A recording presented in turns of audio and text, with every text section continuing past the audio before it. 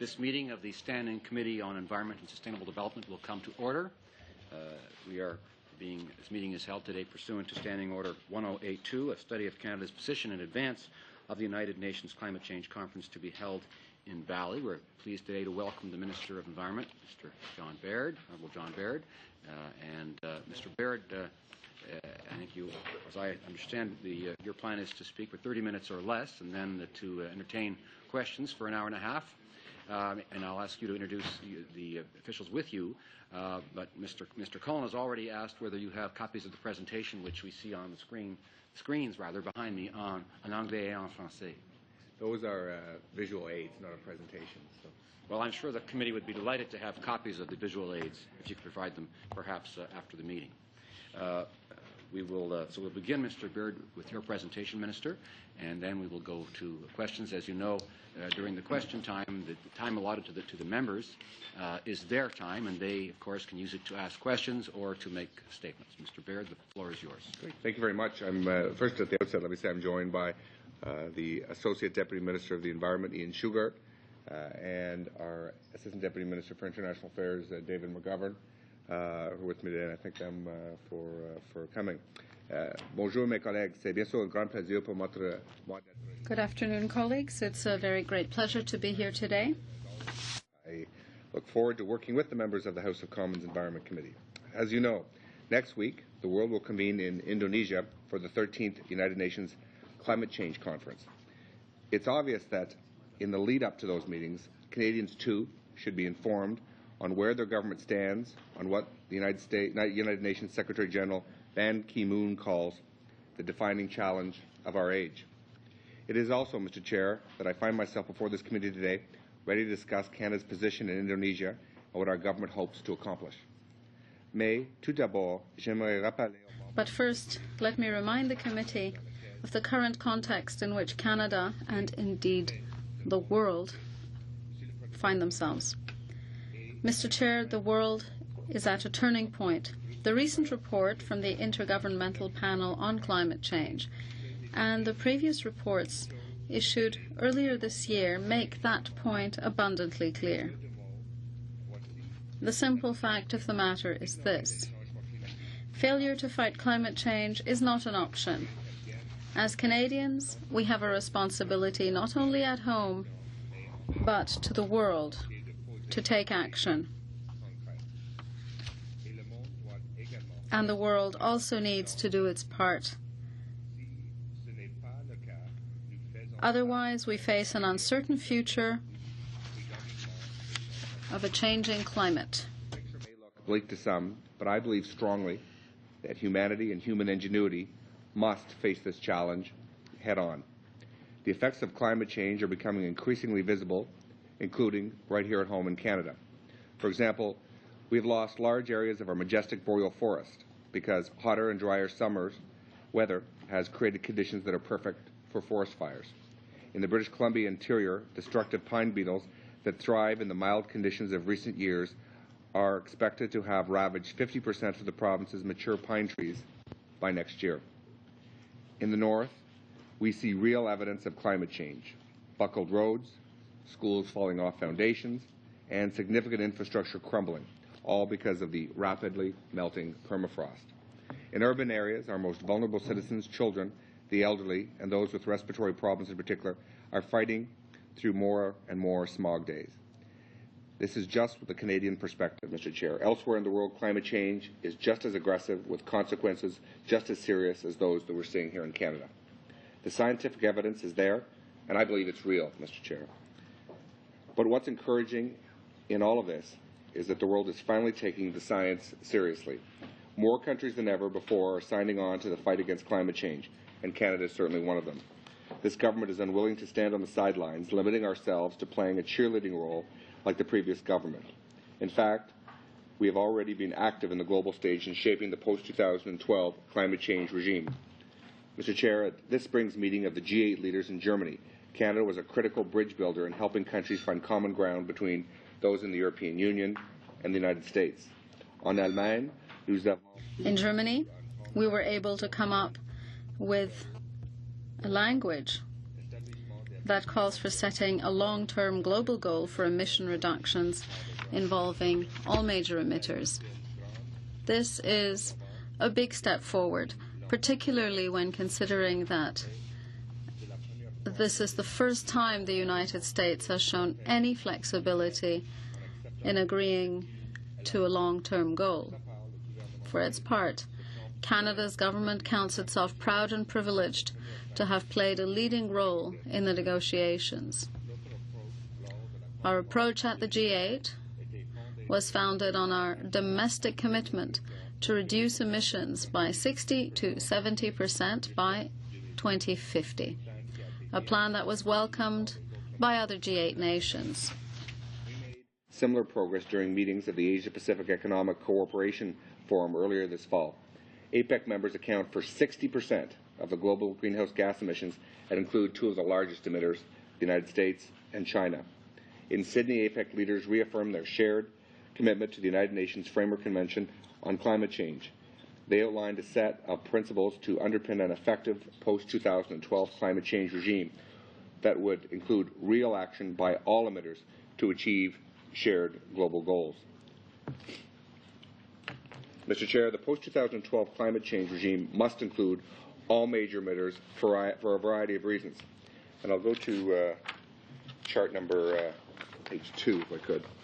If you look at this chart, you will see that by 2050, if the developed world reduces its emissions by 100%, greenhouse gases will continue to skyrocket because of the enormous growth in emissions coming from the developing world.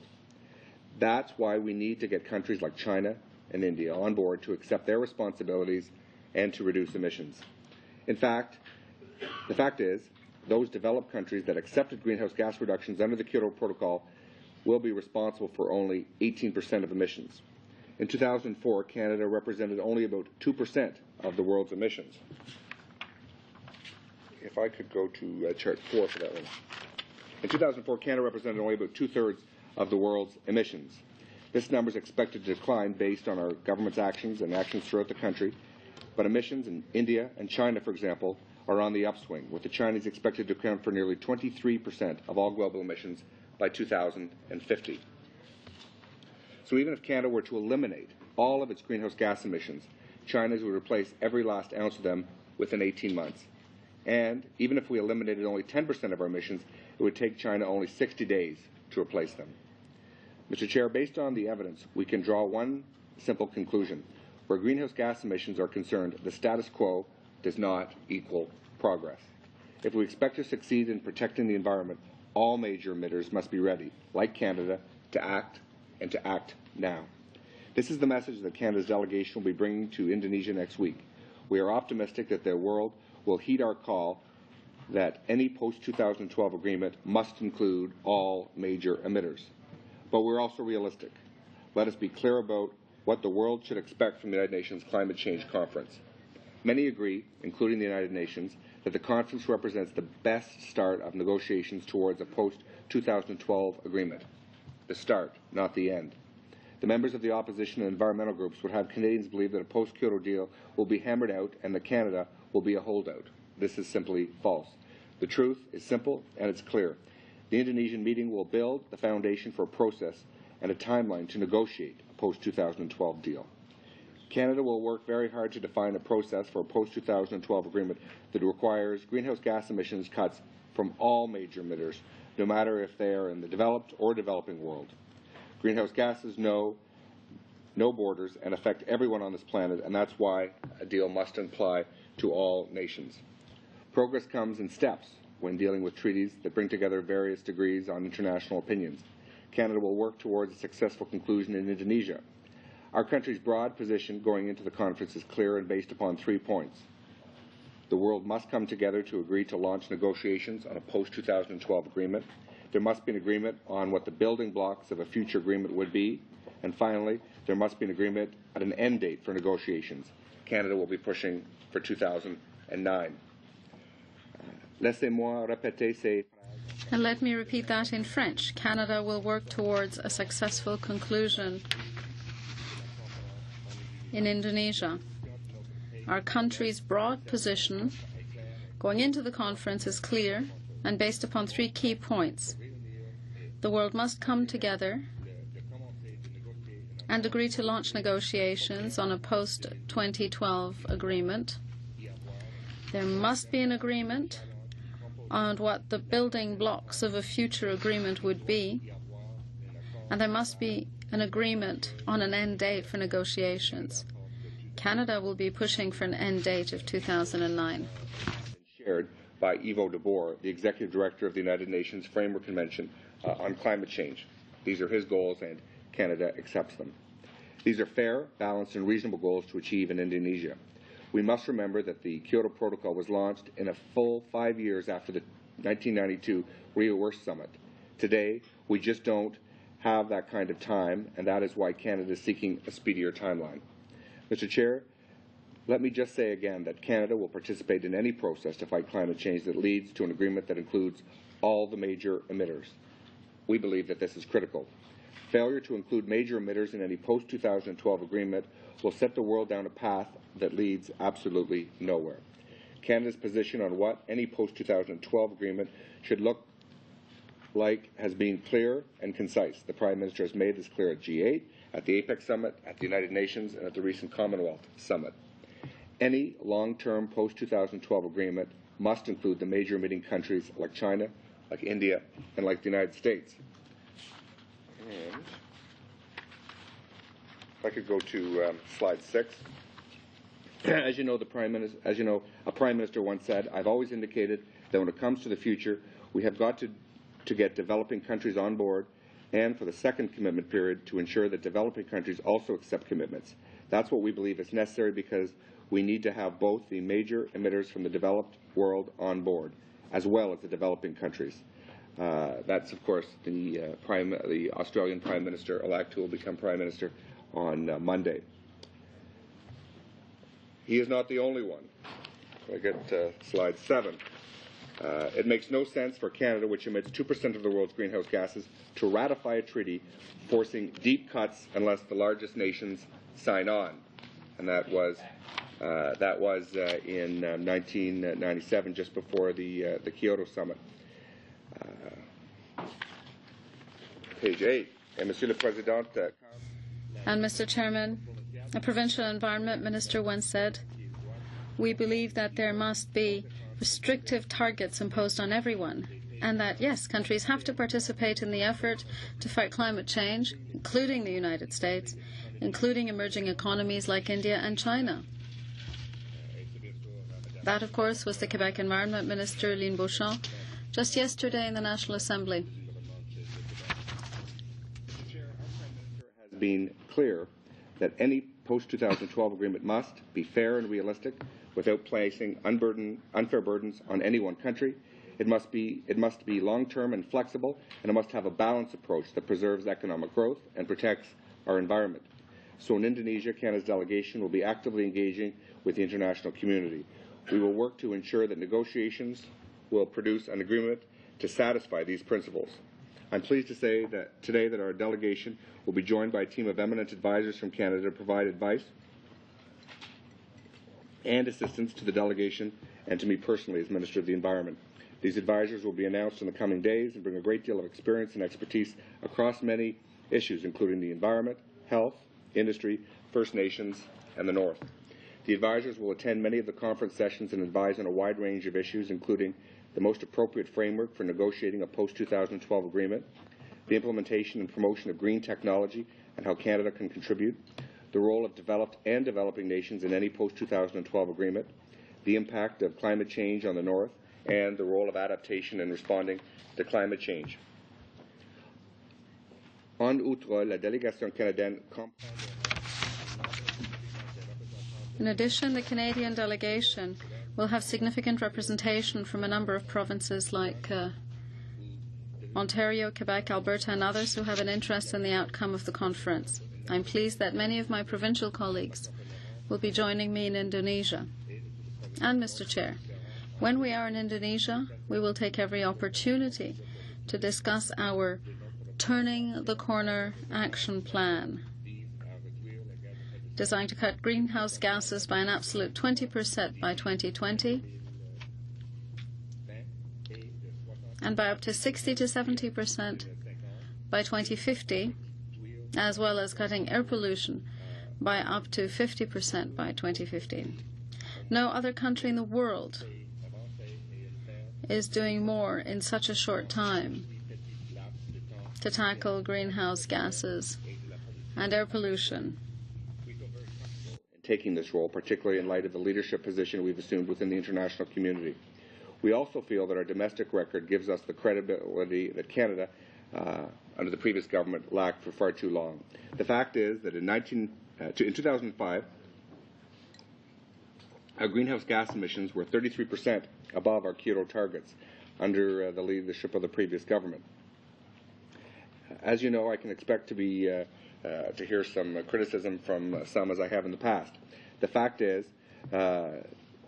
those feelings know no bounds when it comes to fighting climate change. For many years, we've had far too many people in this country talk and talk and talk at the same time while doing nothing.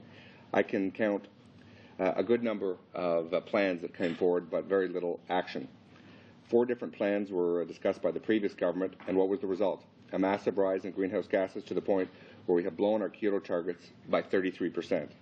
I believe the C.D. Howe Institute called this strategy burning our money to warm the planet. The point is that the previous government went to too many United Nations climate change conferences for years and preached to the world, while, all along at home, the previous government deliberately undermined real action on climate change. This government will not sit here today and listen to lectures from people who have no credibility on this file. And if you look at some of my predecessors on this issue, if you go to number 11, slide number 11, the Minister of Finance could never find money for Kyoto, which was a terrible disappointment to me. Slide number 12, another one of my predecessors. I remember very well when Prime Minister Kretschmer actually endorsed Kyoto. He called me before he went to South Africa because he was getting tremendous pushback from the bureaucracy, the Department of Finance, the former Minister of Finance, Paul Martin, and all of those attached to the natural resources, including Mr. Goodale and Ed McClellan. They were viciously against Kyoto. The fact is, this government is taking real action on cleaning up the environmental mess left behind by members in our own Parliament. Mr. Chair, I won't take responsibility for the previous government's horrible record on climate change and the way they have embarrassed Canada on the world stage.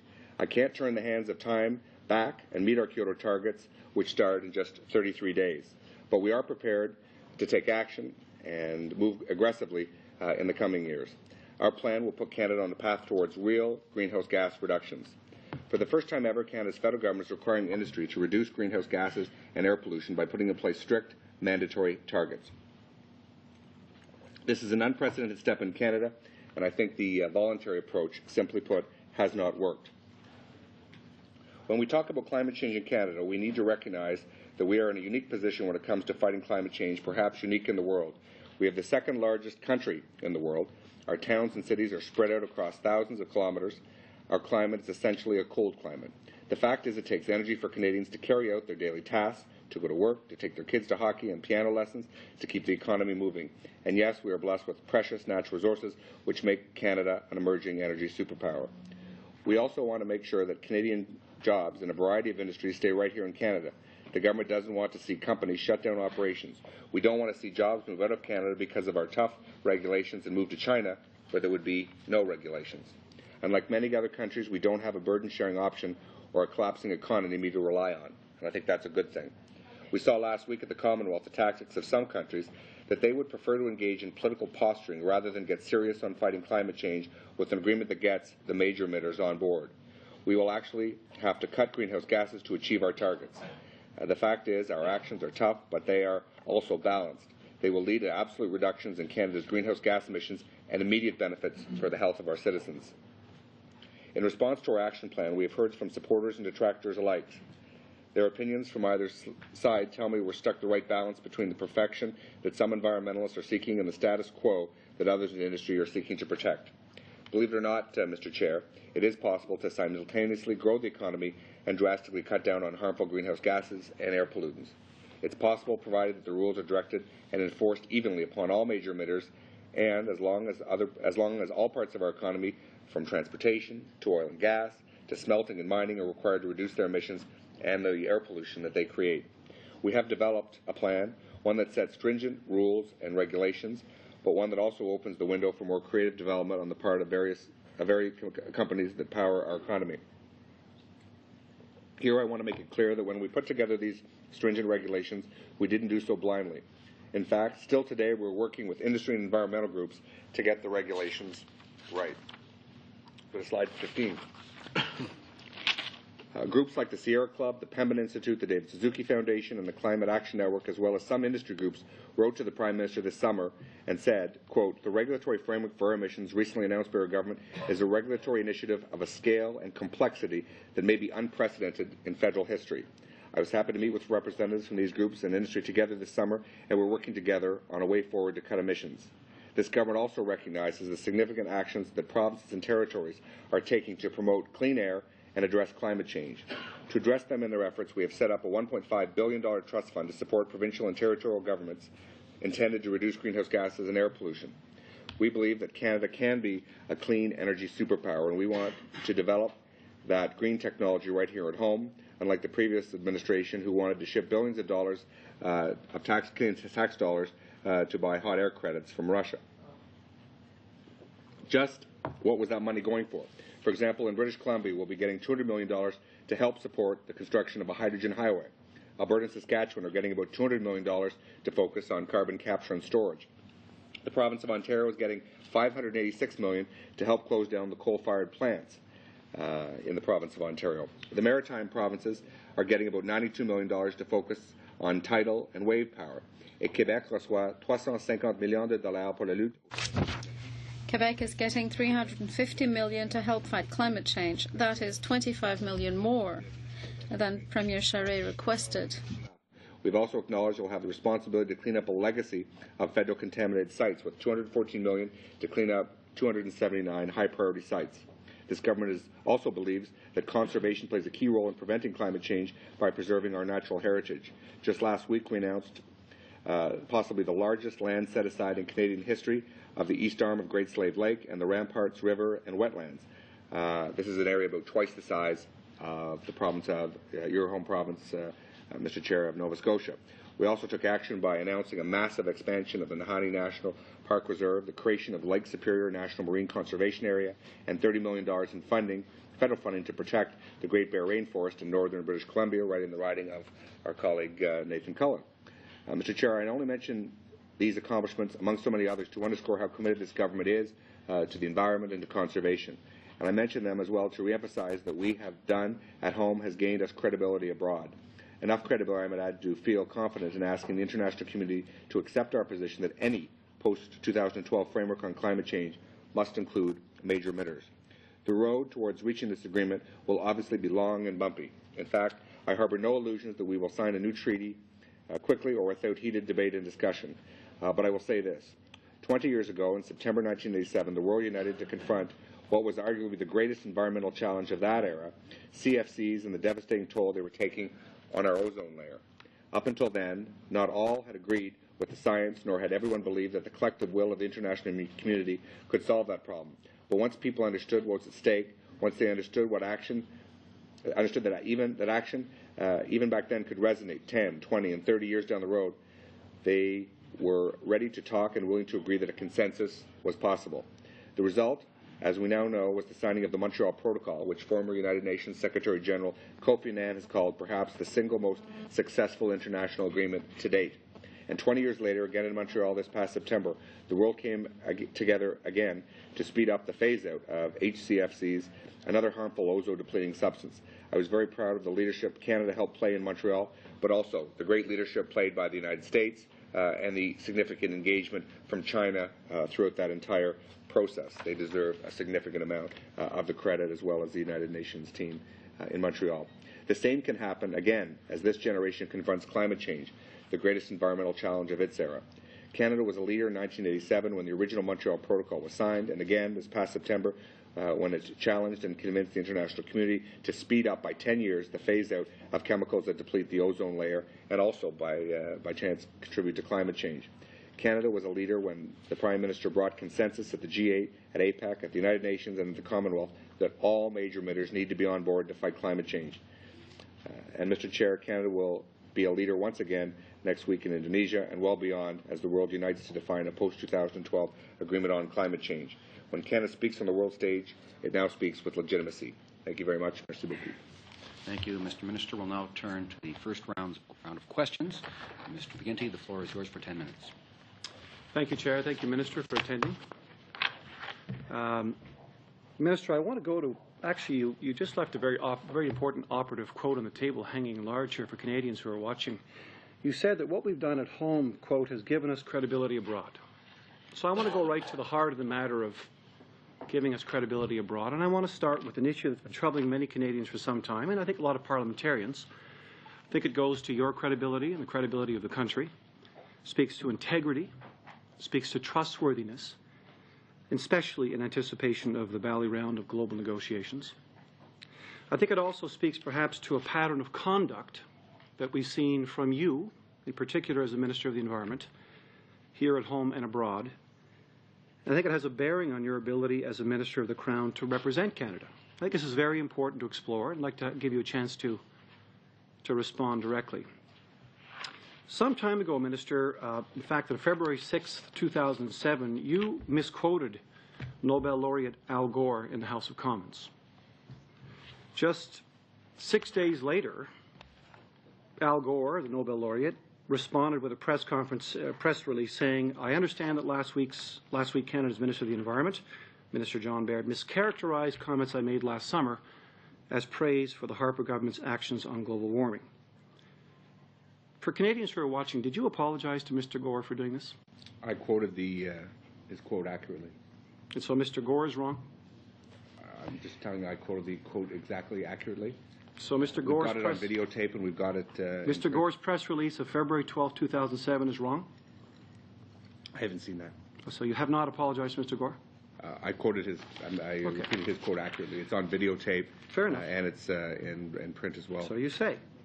Minister, would you like me to table the videotape with the committee? On October 30th, 2007, 1 month ago, you said the following. Quote, "I sent a copy of Canada's plan on fighting global warming to someone who said, the approach you've taken looking at the twin benefits of reducing emissions of greenhouse gases and air pollutants is exactly what we need to do on a wider scale. Congratulations once again for putting Canada in the ranks of those countries moving aggressively to reduce greenhouse gases." Then you went on to say, in your typical fashion, do we know who said that? It was said by the Executive Director of the United Nations Environment Program. Minister, for Canadians who are watching, I'm going to give you an opportunity to correct the record. Did the Executive Director of UNEP actually say that? No. He sent me a letter saying it. Right there. Okay. I've got it verbatim. And you've just... I'll repeat it. It says, the approach you've taken looking at the twin benefits of reducing emission of greenhouse gases and air pollutants is exactly what we need to do on a wider scale. Congratulations once again for putting Canada in the ranks of those countries moving aggressively to reduce emissions of greenhouse gases. Yours sincerely, Akam Steiner, the Executive Director of the United Nations Environmental Program, and I have his signature right there. Well, it's curious, Minister. Do you want to apologize to me? No, Do you want to apologize to me for questioning my integrity? Minister, thank you. Because, Minister, we checked. We actually checked with Mr. Steiner. We wrote to Mr. Steiner. We got a reply. Right here. Let me read to you what Mr. Steiner's office actually said in his reply. Does he have a signature on it? Minister, this is not a debate. As I indicated at the beginning, you had your half hour. Yeah. This is the members' time, as you know, and we'll ask you to wait for them to ask questions before you respond. Point of order, Chair. Mr. Rohr, please state the nature of the point of order you wish to raise.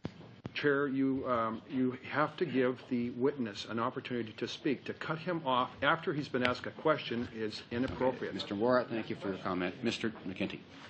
Well, we asked Mr. Steiner's office, Minister, and this is what Mr. Steiner's office and his chief spokesperson for UNEP worldwide has said in reply. Let me read it to you in the record. We have looked at the quote used in Hansard and attributed to Mr. Steiner. It is a quote we believe it is a quote made by Mr. Steiner in response to the outcome in Montreal in September in respect to the accelerated freeze and phase out of HCFCs, chemicals that damage the ozone layer but increasingly recognized as contributing to global warming.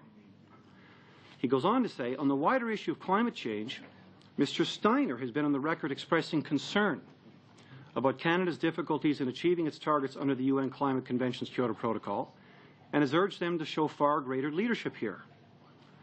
Late last year, 2006, Mr. Steiner also indicated in an interview to Canadian press that he believed Canada outside Kyoto could harm Canadian business as it would be outside the international carbon markets established under Kyoto.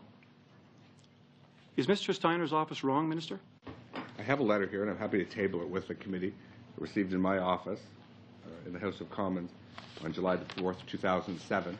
It was in response to a letter that I sent Mr. Steiner with a full copy of our Turning the Corner plan. And it reads, Your Excellency, thank you for sending me information on the Canadian government's new regulatory framework for air emissions. That was a document that we released in April. We sent him a full copy of it. And here's, I don't have it from his spokesman, his hand right there, his signature right there. I'm very happy to vote it. I hope you'll apologize to me as you asked me to apologize to Mr. Gore, because you got his spokesman. I got that from the man himself with his signature right there.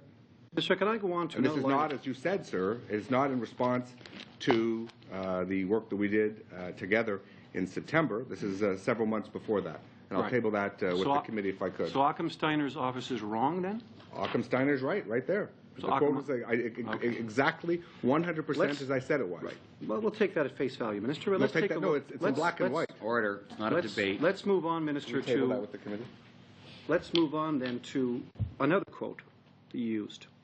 You said that in the past, Canada preached to the world and did nothing. So you say. Let's take a look at where your domestic plan actually is in Canada with respect to it being presented in Bali. You're going to go to Bali and say that this plan, is meeting with all kinds of Canadian success. Well, the Pembina Institute says you have little chance of meeting your target. Numerous loopholes and gaps undermine the credibility of the government's target for 2020. The World Wildlife Fund and the Tyndale Institute say analysis indicates the government has set reduction targets which are well below what is achievable. Already, they are well below what the industry already plans to do, they say. The C.D. Howe Institute does work regularly for your party. Overall emissions in Canada are unlikely to fall below current levels. The government is likely to miss its 2020 emissions target by almost 200 megatons. Greenhouse gases will rise until 2050, says the C.D. Howe Institute. The National Energy Board, your own agency, your federal agency, the government's plan is insufficient to meet the targets that it sets. Under 2 of the 3 scenarios, greenhouse gases will continue to rise. Your National Roundtable on the Environment and the Economy, reporting directly to you, virtually every part of the government's plan on climate change, the government has either overestimated the reductions of greenhouse gases or did not provide enough evidence to perform a proper analysis. Let's go on. Jeff Rubin, the Canadian Imperial Bank of Commerce, 2 days ago, said your energy intensity targets are effectively incapable of limiting future growth in either energy demand growth or carbon emissions. Deutsche Bank, Germany's top commercial bank, under current policies, we expect Canada's industrial greenhouse gas emissions to continue rising between 2006 and 2020. Add to that, Minister, the United Nations Development Programme's disciplining of Canada 2 days ago in a global report singling out Canada while the Prime Minister was talking about aspirational targets to Ugandans who make $300 a year. The UNDP says industrialized countries have to lead the world and take the first steps, not put a revolver to the head of Chinese and Indian and other officials. Friends of the Earth are now launching their second lawsuit against you, Minister. The first because you didn't meet the Kyoto Protocol Implementation Act requirements by August 2007 to file a plan. The second lawsuit now because you haven't published draft regulations by October 20th. Nothing's there. And finally, we've got Professor Weaver. You remember Professor Weaver. You quoted him in Paris when you were looking for your Made in Canada plan. You said he was a wonderful model for the country. Right? Well, this is what he said just a week ago, 2 weeks ago. Harper stands up and waffles on about trying to call for 50% emissions reductions. Where on earth is he getting those numbers from, Weaver asked. They're certainly not coming from Canadian scientists. Maybe it's coming from a Ouija board or something. But nobody knows where it's coming from, Minister. 30 seconds. 30 seconds. Let me wrap up, and you can respond. There won't be much time for response. That's okay. We're going to give Al Gore, Achim Steiner, not a single research institute, not a single industrial group, not your officials, not a single scientist, not a single economist supports the plan you say you're going to put forward. Now, are you actually serious in telling Canadians that what we've done at home has given us credibility abroad, Minister? Please help us understand this. I'm pleased to respond. You talked about three things. One, you say I misrepresented a quote. I misspoke a quote about Al Gore. We'll file a videotape with the committee which shows it is exactly, word for word, exactly what he said. Two, you've raised UNEP and given some comments from the man's spokesperson. I've tabled with the committee written proof under his own signature of the quote. So you're wrong the second time. And third, you can have your long list of people. People can speculate as to whether our plan will or will not. But if we can go to slide 10, we can look at the facts of the results of the previous years. If you look at here, Australia is up 4.5%. The United States is up by 16%. And Canada, under the leadership of Stéphane Dion, was up 25.3%. Those are facts. So you can talk about speculations and assessments of what is going to happen in the next 13 years. I can talk about the facts of what happened over the last 10 years. Every single Liberal Environment Minister said that the Liberal Party and Stéphane Dion were not serious about climate change. Every single report shows greenhouse gases skyrocketed under your term. So I'm not going to take any lectures from a Liberal we'll go to Mr. Bigra now for his 10 minutes. Mr. Bigra, c'est à vous, monsieur, 10 minutes. Merci beaucoup, Monsieur le Président. 10 minutes, Mr. Bigra. Mr. Bigra. Thank you, Mr. Chairman. First of all, I'd like to say we're extremely concerned about your presence in Bali over the next few weeks because your government's policy is twofold, one might say. Take Ms. Ambrose's position in Nairobi. Ms. Ambrose pleaded in favor of the Kyoto Protocol and said, hand on her heart, that she believed in the Kyoto Protocol. Some months later, we learned from the Prime Minister on a weekend in Africa that all of a sudden, Mr. Chairman, the Kyoto Protocol was wrong. It was a mistake that the government should never have made. So how can you explain that language, that double message from Ms. Ambrose in Nairobi and from the Prime Minister? I find it rather difficult to hear a minister quoting the Provincial Minister of Quebec when the National Assembly unanimously denounced Canada's position as presented so far. So you should at least be respectful of parliamentarians by telling them the truth. That's all I had to say before going to my questions. Have your advisors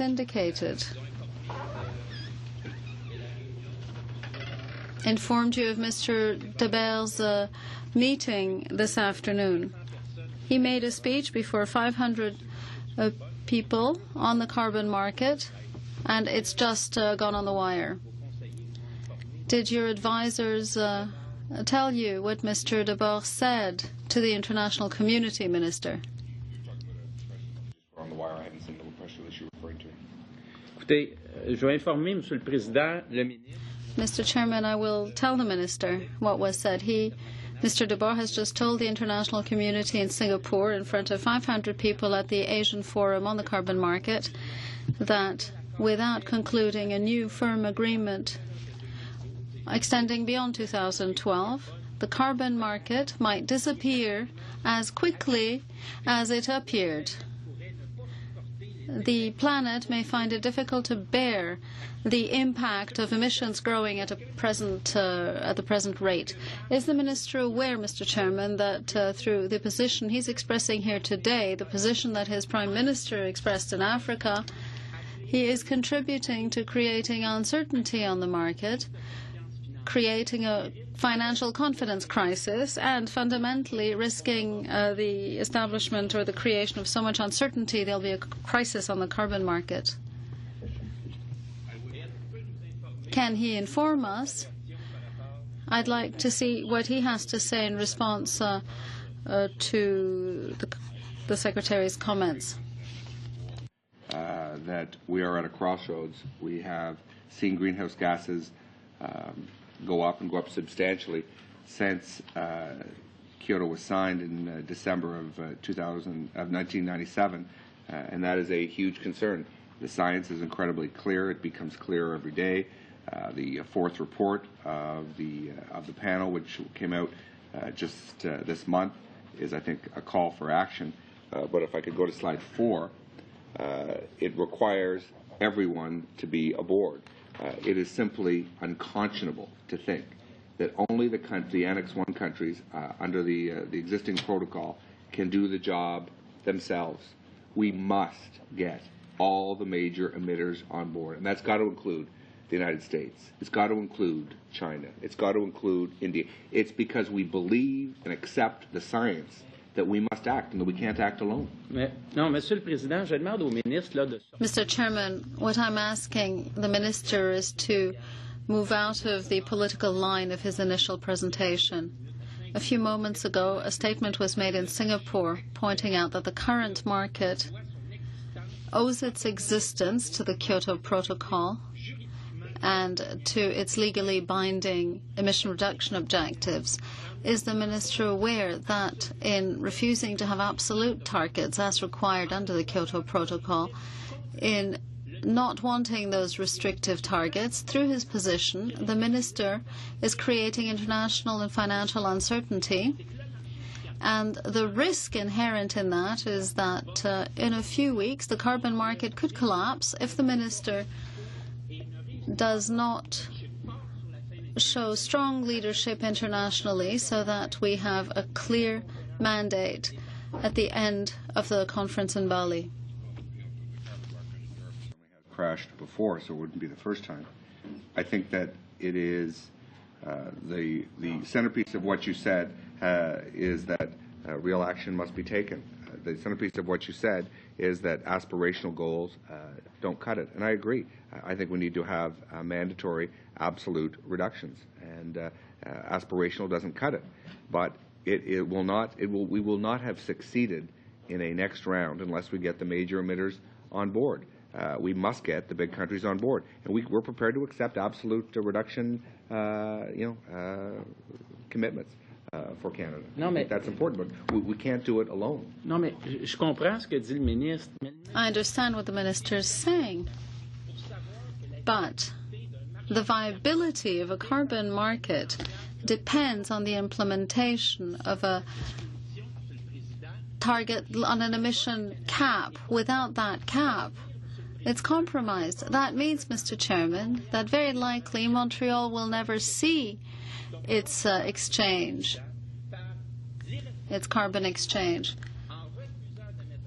By refusing to establish absolute binding targets, by refusing to show strong leadership internationally, the Minister is not only compromising the establishment of a carbon exchange in Montreal and in Canada, worse still, he is contributing to uncertainty, to undermining confidence, and to making sure that the strongest tool we have available, a tool implemented through significant compromise, as you know, environmentalists weren't very happy about a carbon market. Through all that, we succeeded because we made compromises. Is the Minister aware that the government is now compromising one by one all the instruments established under the Kyoto Protocol, the carbon exchange, including the Clean Development Mechanism, because the government is too stubborn and believes that Kyoto was a mistake? 10 years. I think that's a mistake. I think that's an error. I think that's unacceptable, and I think we've got to stop it. Here's the results. If Canada, the United States, Australia, and all the Annex I countries under Kyoto eliminate all of the greenhouse gases, this is the result. This is unacceptable. This is a failure, and we will not sign on to a failure of a regime. We are in the arena. We're taking real action. It's very easy for you, sir, elected in 1997, haven't been able to make a difference on this file for 10 years. We are acting. And we're not going to take lectures from anyone on this issue around this table. Monsieur le Président, la différence, là... Mr. Chairman, the difference between myself and the Minister lies in that for 10 years in this House, I defended the Kyoto Protocol. I believed in climate change, while his colleagues with the Canadian Alliance and the Reform Party denied its very existence, the very existence of climate change. We had to wait 10 years before hearing a statement made rather grudgingly, recognizing the report of the Intergovernmental Group on Climate Change. So we have no lessons to learn from this government, which denied the existence of climate change. If Bali is a failure, I can tell this committee one thing. The government and the Prime Minister and the Minister will carry that burden on their shoulders, not only the burden of Kyoto's failure, but of all instruments established under the Kyoto Protocol, clean development mechanisms, and the carbon exchange. Political speeches and write letters. I have to work to make a difference, and we are making a difference. Your opposition is noted.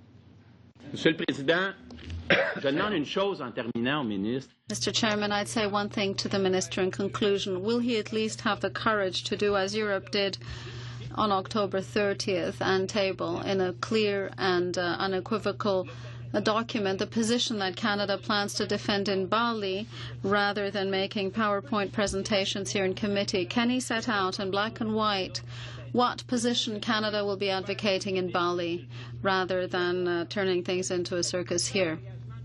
Can he make a commitment before parliamentarians to table today the document that he will be defending, as the EU did on October 30th? We tabled an emissions strategy in April, moving forward aggressively on that strategy.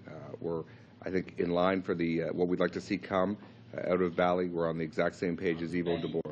Thank you very much, Mr. Cullen. 10 minutes. Thank you, Mr. Chair. Thank you, Minister, for being here. There's obviously a great temptation of yours to take the politics into the personal as quickly as possible. I hope during my questioning you can avoid the temptation. I won't challenge you or take responsibility for what happened under the previous Liberal regime. We have no argument there, and I don't think Canadians much care for that discussion anymore, to be frank. Only because the responsibility that you bear is over the next number of years. I want to talk about two important places. One is your own government's credibility on this file, or lack of credibility. I look for validators. I look for somebody who is able to say that the plan that you present is actually significant and will get us to where you suggest. The second piece I'd like to deal with is what you would deem to be success at the upcoming Bali negotiations. I recently attended a meeting in Toronto at which Tom DeKino spoke and talked about the policy chaos that still exists within Canada with respect to climate change. He was speaking of previous regimes and also your government. Today in the House of Commons, I asked you a question as to why the major emitters are cutting drastically their investments to reduce greenhouse gas emissions. I asked you how many regulations that you actually have employed as minister. Can you answer that question first? How many have you signed into law? Well, you've asked me about 5 or 6 questions before that. Let me ask you that one first. How many have you signed into law? Regulations that... I'll go to slide 15. We are working very constructively with the industrial sector in Canada and with environmental groups, and they have asked us to work with them on this, and we are. So we're going to take the time to get it right. Minister, your government's been in power almost 2 years. You've been a minister for more than a year. There's been many, many consultations and roundtables. It's not as if this is a new subject for government to deal with. You have not signed a single regulation, sir, not a single regulation that would direct industry as to what their limits will actually be. Without those regulations, industries are not spending the money that they need to in order to make the lofty goals that you present. I don't understand how you can be in the office this long. We tabled our plan in April of this year, the framework. We're now putting the meat on the bone. We're now putting the specifics to the framework. We're working very hard with industry. We're working very hard with environmental groups, with health groups on this issue. It is of a scale and complexity that is unprecedented, as these groups have said themselves. Do you have any knowledge or understanding of how many greenhouse gas tons emission reductions that you've enjoyed under the 2 years of the Conservative government? How much have you reduced? Those numbers aren't available. What are the what studies have you actually conducted to understand the economic impacts of dangerous climate change for the Canadian economy? I accept the report tabled by Nick Stern. That's for the global economy. I'm speaking to our own economy. We have done economic modeling. Have you made that public? I'd have to check. I'll check and Will you commit to making that public? I'll check into it, look into it for you. That's not actually an answer. It's not the answer you want, but it is. Well, you can say no, Minister. You can say yes, but I'll check doesn't actually give us any certainty. If you've used Canadian, not the answer you're looking for. If you've used Canadian tax dollars, I know accountability is a big thing for you. Use tax dollars in order to do these economic assessments, which I think are very important for all Canadians to understand as to what the effects might be. I don't understand why you wouldn't table such a document. Look, I'm happy to look into it and get back to you. I'm not happy with your answer, and I doubt Canadians are either. So the question with Valley, does the Canadian delegation, going into these negotiations, have any concept of what an actual global limit for dangerous climate change might look like? The Europeans, the English, and others have used a 2-degree model. Others use parts per million as an upward limit beyond which climate change becomes even significantly more dangerous and irreversible. Does Canada operate under any guideline as to what the ultimate goal is? 2% is certainly one that has been used by a substantial number of countries and environmental groups. I think we're focusing on what tangible actions we can take that will seek to stabilize and then reduce in absolute terms the greenhouse gases in this country. How much does your department spend on advertising? I'd be happy to look into it and respond. Do either of your officials perhaps can enlighten us? Not off the top of my head, Mr. Chair, but we will be here next week to discuss supplementary estimates we could provide. Part of $6 million sound appropriate? I would want to check that. We have looked through the estimates, and your department spends more than most any other department on advertising. I'm wondering, and looking at your presentation today, if you have the same enthusiasm for the partisan politics, for the showmanship that you do for actually curbing greenhouse gas reductions in Canada, because, sir, you have not tabled a regulation, emissions continue to go up in this country, and you continue to subsidize industries like the Northern Alberta tar sands, which is beyond all comprehension and is completely hypocritical. I don't understand why you would suggest that Canada has credibility if we take this one example alone of a portion of our economy that is one of the most highest greenhouse gas emitting sectors of the economy. Your government continues to subsidize it like the previous government did. Why would that lend credibility to Canada's position? We're eliminating those subsidies, and you voted to keep them in the House of Commons. When are those being eliminated? It's all laid out in this year's budget. Yeah, 2012. That's a great deal of urgency. The question that I have for you, you talk about working, you've given the illusion that, I'll appreciate the comments from my colleagues later.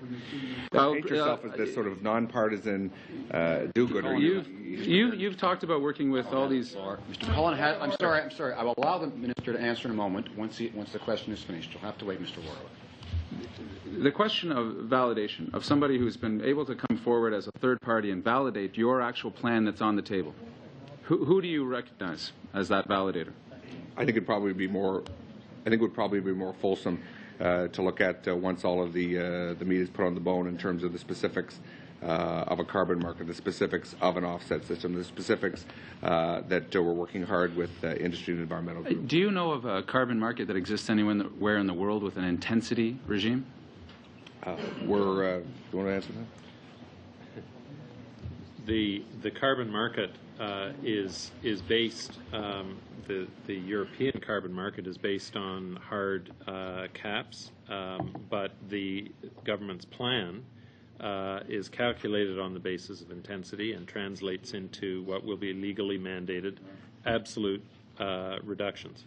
In speaking to, so the answer is no. There is no carbon market that functions or proposed anywhere in the world that uses intensity as its limit. I'm confused as to why you would propose a mechanism and give it a whole bunch of credit in your plan for achieving these results that Canadians need that doesn't exist anywhere in the world because it can't function, and industry will tell you this if you asked. Why you would propose this as a credible plan going into international negotiations when our partners on the international and global scene know it to be a falsehood. I don't know why you would suggest that as a credible tool. I look around the world. Greenhouse gas emissions are skyrocketing in most countries. They've gone up substantially in the developed and the developing world. We're working to reduce them. Yes, we're looking at some different approaches here in Canada. I think we were very clear that we would come forward with a made-in-Canada approach to reducing our emissions here in both the industrial and the non-industrial sectors.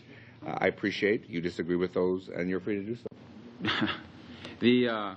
Canada is still in default of owing the United Nations $1.5 million. Is that correct? Pardon me? Canada owes. Has Canada paid its $1.5 million bill to the United Nations? Development Mechanism issue? No, but we will. We will. This has been pointed out for almost 2 years now. What's the delay? I don't know about 2 years now. No, absolutely. Your predecessor had the same bill. I'm supportive of clean development mechanisms. It may already be. We're going to be paying. How much in your plan are you spending on clean development mechanisms? The plan on industry and the targets, I think, are ambitious and help break the back of absolute targets. The compliance mechanisms, and the clean development mechanism is one of the compliance mechanisms in our plan, and those costs will be borne by industry, not by the taxpayers. So your government, while you're supportive of the mechanism, your government stripped directly, no. You stripped $60 million out of it. We're not. I'm confused as to why this government is trying to see credibility on the world stage. I agree that the reputation's been damaged by previous regimes. It has no validator that we are aware of who's taken a look at your plan and said it will actually meet the targets, including the National Roundtable, including the National Energy Board, including every other group that's looked at your plan. It doesn't pass the test. Why would you suggest that the international community will think anything different? We've got the framework on the emissions framework with respect to the large final emitters. We've got actions with respect to our engagements with the provinces. We've got actions with respect to transportation, whether that's auto, marine, air, rail. We've got actions with respect to energy efficiency and conservation. We've got other regulatory actions that we're taking. I think for the first time working constructively with the provinces in terms of financial support. I think the cumulative total of all these will provide a substantial reduction of greenhouse gases, and we've been very clear on that. Thank you very much, Mr. Cullen. Mr. Warawa, 10 minutes. Thank you, Chair. Minister, thank you for being here today. I want to give you a little bit of interesting background, or I think it's interesting, of what's been happening in this committee for the last year approximately. It was in June of this year that many of us went to Berlin for Globe G8+5, which was just before G8 in Heiligendamm. The Liberals and NDP talked about our international credibility abroad. It was quite embarrassing to be there as a Canadian, to have to face what happened over the 13 long years of Liberal inaction on the climate change file. They signed on. That was in '93 when they were elected. They promised to reduce greenhouse gas emissions and did absolutely nothing. So it was embarrassing. But, Minister, I want to assure you that internationally there was a real optimism that now that we have turned the corner, that the rhetoric had ended and we were actually taking action. Our plan is very similar to what Japan is doing. And we heard for the 2 days that we were there in meetings at that conference in Berlin, the importance of focusing on solutions, as you are doing, Minister. We heard about carbon capture and storage and how important that is, particularly in Canada. We heard about the technologies that the world is hoping that Canada will help create, that will help the globe. Minister, if I could ask you to turn back to slide number 4, because it's relevant to what we heard when I was in Berlin too. They said, I'm hearing some laughter, which this Minister, I encourage the opposition members, this is not a laughing matter. It's a very serious matter. We were encouraged to come back and share what we learned here in Canada and look for solutions. And again, the government has provided a framework, and my hope is that we would, as a committee, focus on solutions. Carbon capture and storage is the one. And I've listed off what I came back from Germany with these list of solutions that we were assigned as a committee internationally to please focus, Canada, please focus on these solutions. Minister, unfortunately, this committee has refused to focus on solutions. And what we see happening today is a focus on attacking the government instead of working on solutions, which I find very disappointing. But, Minister, the fact is, as that chart shows, globally there is a huge problem. And Canada has committed to be part of that. It was a week ago, Minister, that we had IPCC panelists here. We invited them. And Tuesday of this week, we had some people here. And at the IPCC report, we heard, it was actually asked, what would happen if emissions from Canada and the United States were dropped down to zero, which is impossible, but hypothetical. If everything stopped in North America, what would happen to greenhouse gas emissions? And we heard very clearly that emissions would continue to climb globally, and that is why it's so important that Canada be a world leader in creating the technology that will help the rest of the world be able to bring down their greenhouse gas emissions. And it was a challenge that I was saying yes, because that's exactly what you're doing, Mr. And that's exactly what this chart is showing. On Tuesday of this week, we also heard an example of the question was asked about aluminum. For every ton of aluminum that is created here in Canada, it creates 4 tons of greenhouse gas emissions. But in China, it's 7 tons of greenhouse gas emissions.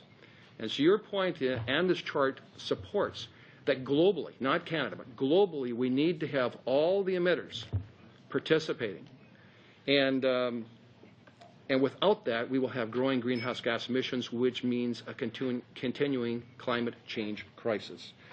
So my question for you, Minister, is in your opinion of a post-Kyoto deal, how important is it to have everybody, and you've elaborated on that, but looking at that chart again, how quickly do we need to get commitments from China, India, and the United States, all the major emitters?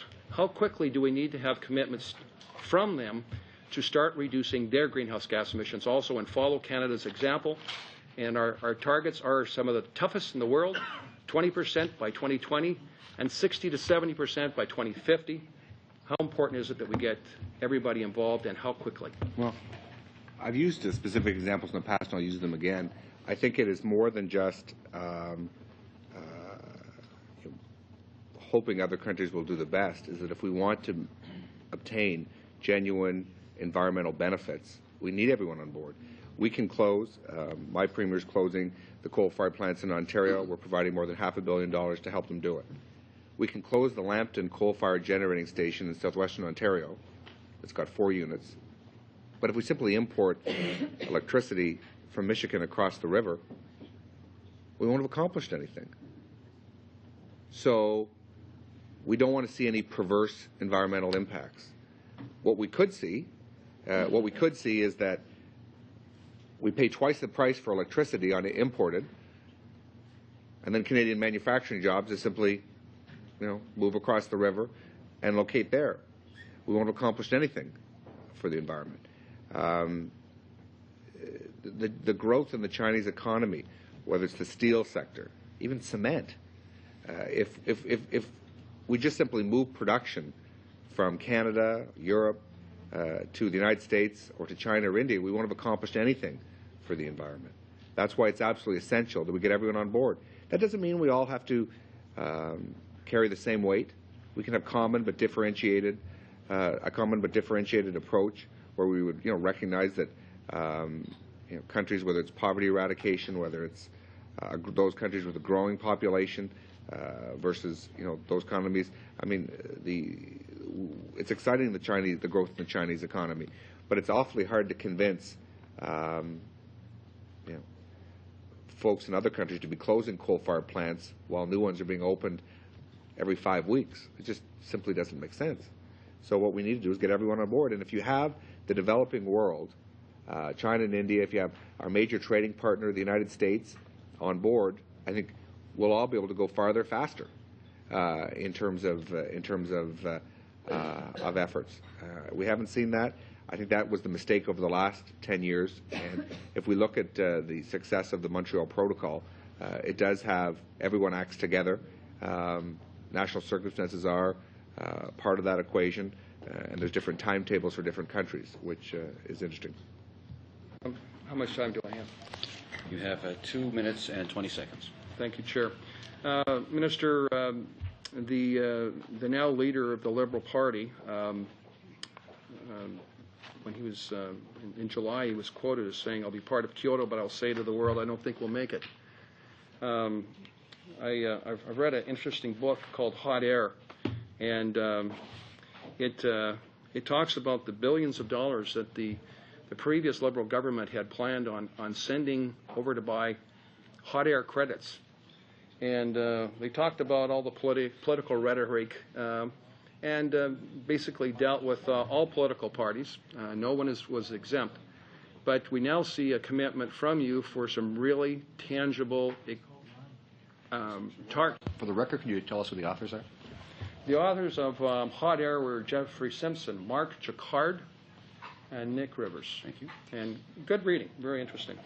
But anyway, Minister, I'd like to ask you about the billions of dollars that the previous Liberal government had planned on sending out. So you've talked about you talked about how important it is that every major emitter has targets and is participating at reducing their greenhouse gas emissions, so globally they're reduced.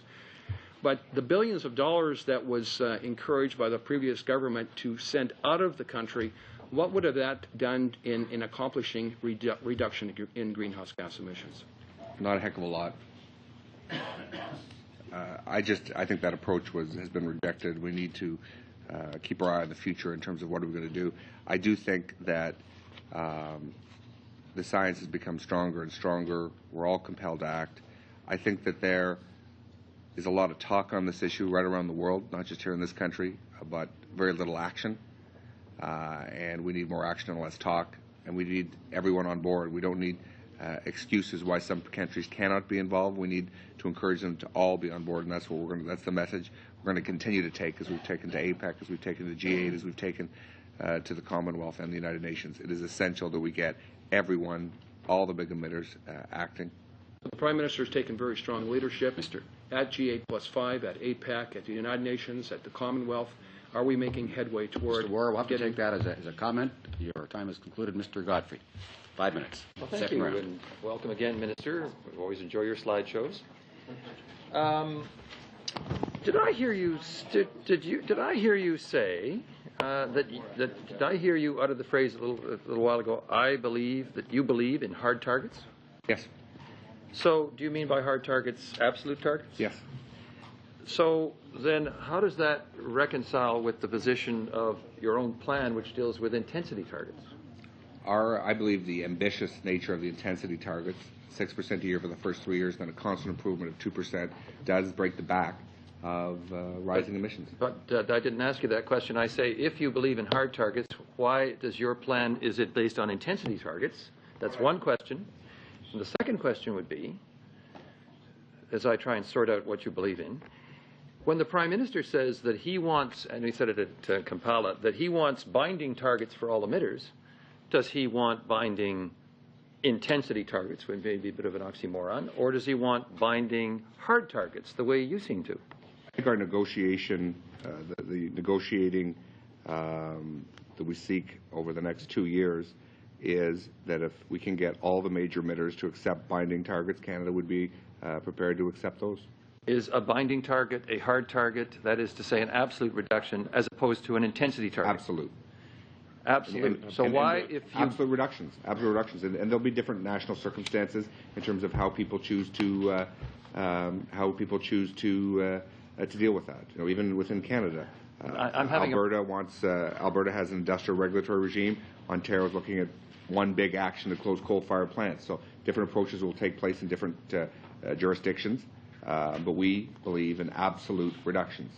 So, if I may summarize the strange place in which we find ourselves, you're going to use Canada's domestic example of our plan, which is based on intensity targets, not hard targets, not absolute targets, to urge on the world that they, the rest of the world, get on with hard, absolute, binding targets which lead to real reductions. How can you use the domestic example, which is not based on hard targets and absolute reductions and absolute target? It's not an absolute target. How can you possibly preach to the others when we're not doing it ourselves? I don't see what one does with the other. In the House of Commons, maybe 200 or 300 times, we have a 20% absolute reduction in greenhouse gas target in this country. How does that work with what you're imposing in the regulations on industry, side, which are based on intensity targets? On the regulations, which are one part of the plan, we have ambitious intensity-based targets that break the back of rising emissions. All right, let me move on. I'm in my first term in the House of Commons. I have read answers in the past where you've extolled the virtues of intensity-based targets. You personally have said that intensity-based targets, and Mr. Dion did. I'm just, thank you. I know what I've said. Now let me find out something else from you.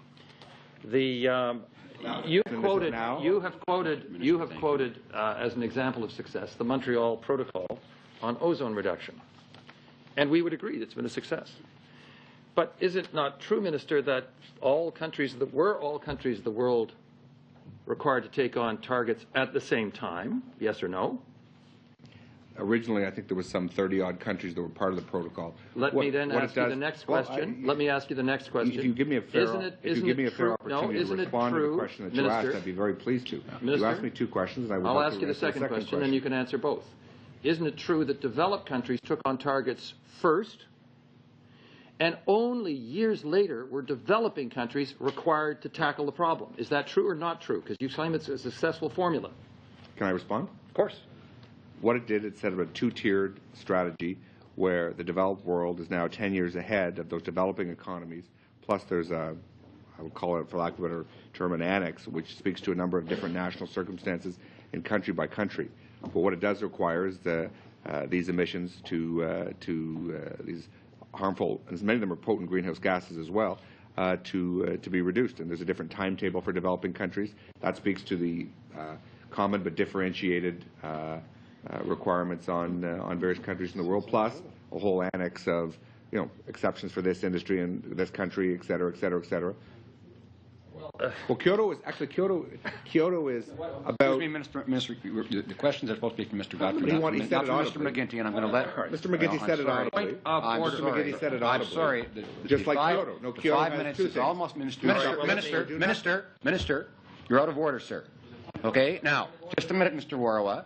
Look, we're not here to have an argument, and there's enough interrupting going on. There's too much interrupting, Mr. Minister. There's a point of order. Mostly from you, sir. Now, and you understand, you had a half an hour at the beginning, colleagues. Chairman, just a minute. Point of order. Mr. Bellicott, you can't go on at a long lecture. I'll recognize you in a moment, Mr. Bellicott. You're going to chair the meeting? Don't sit around and giving lectures. Get on with it and take a seat. Mr. Bellicott, the minister cannot interrupt. The minister had half an hour at the beginning. The members have their turns. You'll have your turn in a moment. You'll have it in a moment.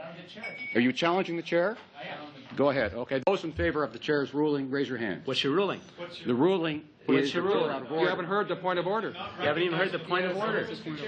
Well, if you're challenging the chair to remove the chair, which is what you're suggesting. No, I'm not. Well, that's what you said. I'm challenging you in respect that you have to hear the point of order first. You can't make up your rules as you go. Mr. Bellicott, what I'm saying is that the minister has to stay in order also. He cannot be interrupting constantly. And as I mentioned at the beginning of the meeting, the time for the members is their time to use as they wish. Right? I give the minister a reasonable time to respond. But remember, the time belongs primarily to the member, as the next 5 minutes will be to you after the last 30 seconds of this point. Now, maybe that does not answer your point of order already, Mr. Warrer. I'll invite you to make it now, and please state the nature of your point of order. My point of order, Chair, is procedurally. It would be the member that wants to cut off the minister, not yourself. And I don't think procedurally you're correct. For you to be cutting him off, it should be the member. Your point was that the member that is questioning the minister has an opportunity to use the time as they want. You've been cutting them off, and I've been very patient. But, Chair, I encourage you to be nonpartisan, to be neutral, and treat the witness with respect. Mr. Wara, I thank you for your point, your argument. However, it is my responsibility to maintain order in this meeting and not to allow back and forth arguments and interruptions. And as you point out yourself, it is the time of the member to use as he sees fit, and therefore, if the minister wants to go on and on and on in response, it is my job to cut him off when required. And that works both ways. I'll apply it to your side as well, I assure you. Mr. Godfrey, you have 15 seconds. Well, there was somebody in the room who was actually an advisor to the Minister of the Environment in 1987 who says at the discussion in Montreal in September, and she simply says that had Canada adopted the approach that is being offered by the minister today on climate change, there would have been no Montreal Protocol. Thank you. Thank you, Mr. Godfrey. Mr. Vellacott, 5 minutes. Sure. I have something in hand, Mr. Minister, in respect to, you probably have seen it, but maybe other members have not read their mails yet, but this actually reinforces, it's another bolster, I guess, to the point that your government has taken and that the Prime Minister has over very effectively in Kampala, Uganda. But it comes from the British High Commission, and they make some statements in respect to their aspirations coming up to Bali in December here, 3rd to 14th. And they lay out, in particular, they summarize, in fact, the key elements of what they believe to be an effective future international framework. And they say, in particular, we seek universal, I'm just quoting some of the top three here, but in particular we seek universal participation. The British High Commission address in Ottawa here goes on to say that we seek agreement on a global long-term stabilization goal. And as well, they talk in terms of the third point, absolute emissions reductions by developed countries. I think it's always the better, of course, if one leads by example and sets the tone in that way. We lead abroad, but only insofar as we're as well able to show that example on the home front here. And at least that's what I'm told in respect to leadership in my family and in my community and other places as well, that one must lead by example. And I need to commend you on a few things here, because I do believe that the government's agenda, your agenda as the Minister for the Environment here, is focused on some concrete examples. I have children, I have grandchildren. Little ones are a little hard to understand this complex back and forth business, but they know what concrete action means. And for the good of my children, my grandchildren, and those not yet born, of course, we do need to see the practical things on the home front here in Canada, and realistic results, achievable results in cleaning up our environment. So I would like you to respond on a few things here, because it came up before in terms of the absolute reductions. Your agenda in respect to absolute reductions in greenhouse gases of 20% by the year 2020, further reductions of 60 to 70% by 2050, and a domestic carbon market. The fact of on the local front here in Canada, a comprehensive strategy for the Arctic, including a world-class Arctic research station, national air pollution regulations for our country, which are much needed. Also a new water strategy to protect our lakes and our rivers and our oceans. And then also, I think the real crux of this thing is you've got to have the enforcement mechanisms, and also tougher enforcement that will make polluters accountable. So I would like you to respond. We've gone from the big global picture, the universal, which I think is fine, but I think it's pretty important to be leading by example on the home scene here, and in respect to your agenda on that front. I certainly believe leadership means going first. That's why after 10 years of rising emissions after Kyoto, we're moving aggressively to first slow down, stabilize, and then see absolute reductions in greenhouse gas emissions. If I could just go back to the previous example of the Montreal Protocol, as it compares to Kyoto. Kyoto has no binding targets for the overwhelming majority of countries, none. And some people are proposing to go to the future with that as well. And that just doesn't cut it. That would be a failure. And Canada will not support a failure in this regard. The science is demonstrably stronger. The effects are demonstrably stronger with respect to the impacts of climate change, even more so than ozone-depleting substances. And that's why we need everyone on board. And that's the kind of aggressive action we're going to seek abroad. It's an interesting strategy to negotiate. It's almost akin to negotiating a pay raise. You say, by the way, if you don't give me the pay raise, I'm going to work for you anyway because I love my job. By the way, if you don't pay me at all, I'm going to continue to work for my job. So we think we've got to work constructively. At those meetings in Montreal, the 20th anniversary in September, we saw real leadership from the United States and China, which was welcome. I think at some of the international forums, we've seen a bit of a change of tone from China on this issue, which is very encouraging. And we're going to work constructively over the next 2 years to get them on board. Well, I want to commend you because I do believe that if we're going to get any headways on the world scene here, we have to be assertive, we have to be persistent, consistent in terms of prodding those countries forward. Because as we saw on the slide here, anybody who's looked at any of these escalating amounts of pollution in the air because of the coal-fired plants and so on in China, unless those people, those countries, China, India, and U.S. are on side, it occurs to any kind of sensible person that we're not going to make the headways we need to for the future generations. So I thank you. Thank you, Mr. Vellacott. Mr. Lucier, 5 minutes. Thank you, Mr. Chairman. Minister, the United Nations Framework Convention on Climate Change invokes a very important principle that countries have common responsibilities but different responsibilities. What's important in that broad principle is the word common. Everyone would agree that we all live on the same planet, breathe the same air, and therefore the activities of all countries have an impact on overall greenhouse gas production. The other word is differentiated, the other word that's important in this principle. And I'll give you a few examples to illustrate that word. For example, GHGs produced per capita in the US is 25 tons, Canada is 20, and China is 2.3. If we take other figures to illustrate the word differentiated, we can say that between 90 to 2000 in the US and Europe, there was a contribution of over 60% to all greenhouse gas emissions. China contributed only 8%. So we are faced with the fact that the figures are as they are, and we're trying to understand your position. We understand that you want China to pay for development it didn't initiate. China is going to have targets imposed on it, but it didn't contribute much from 90 to 2000 to GHGs.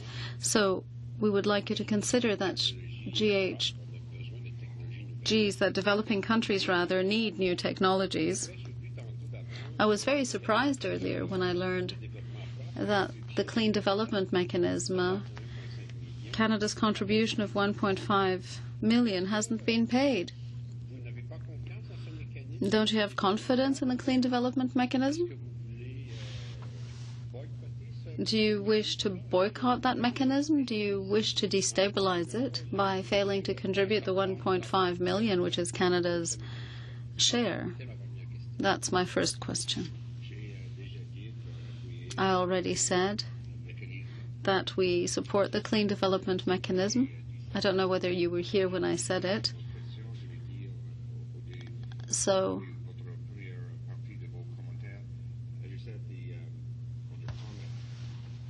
differentiated responsibilities. We do support those. I guess it just comes down to this. We go to slide 4. Rising greenhouse gases are causing great problems in our world. We need to see those rising greenhouse gases go down absolutely. And Canada and the current developed countries cannot do it alone. We need everyone to go down. If I could go to, just to make my point, if I could, to go to slide 2.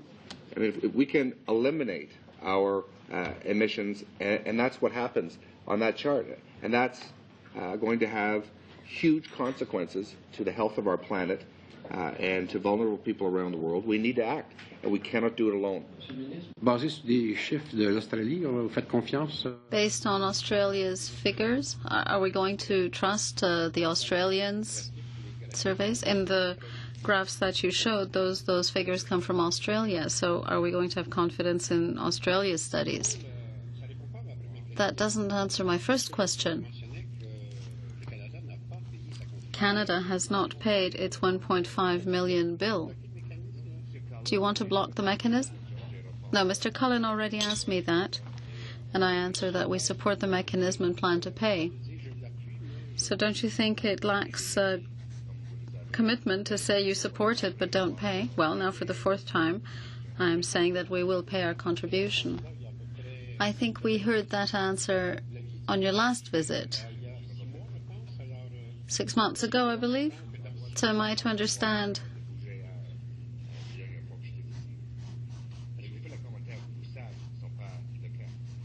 why are you making comments regarding something you know not to be the case? These are political games. I'd like to come back to the Montreal Carbon Exchange. You're aware that there's a project to merge the Montreal and Toronto stock exchanges. That's currently under negotiation. Is that having any influence on your decision as to where the carbon exchange will be located? The market will decide, not the government. That is what the Montreal Stock Exchange said. Is it the MSC which said that? I met with them 3 times. A group, a very professional group, a very strong team, a great deal of collective experience. So the island of Montreal has done some very good work on this.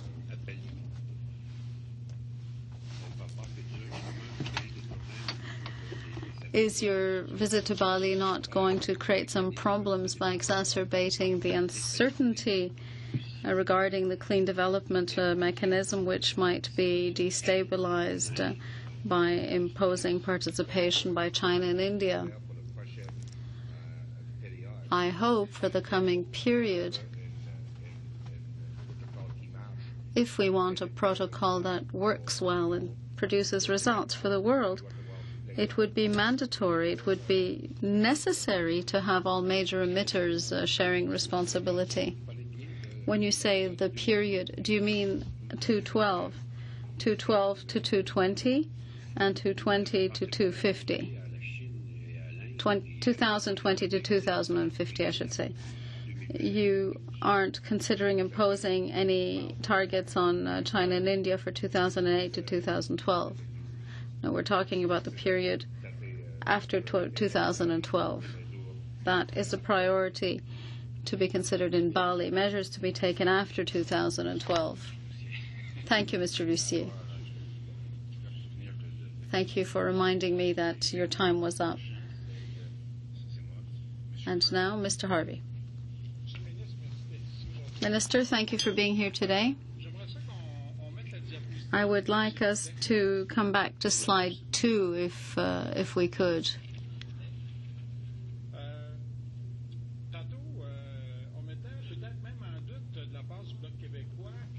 A few moments ago, the Bloc Québécois was casting doubt on the figures produced by Australia. I have done some research with the Library of Parliament. There's a document that was produced and shows the outlook on the impact on the environment of development. And I think this is interesting. Canada is also affected by pollution generated by China, said a scientific study published in March 2007, showing that storms in the South Pacific and the water masses that affect the West Coast climates are more violent than they were because of sulfur dioxide and particulate emissions from polluting regions like China and India. Moreover, up to 50% of mercury in the Arctic is apparently originates in Asia and is carried by the wind, and then is introduced into the food chain, threatening the health of Canadians. It should be pointed out that China, primarily because of its dependence on electricity from carbon-fueled plants, coal-fired plants, is the principal emitter of CO2 in the world,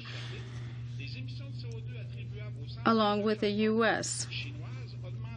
CO2 emissions from carbon-fueled China plants will exceed 202,000 megatons. We're up to teratons here. We're not even in megatons. These are going to increase hugely. This is according to a reference from AIE. China will generate 39% of CO2 on the planet.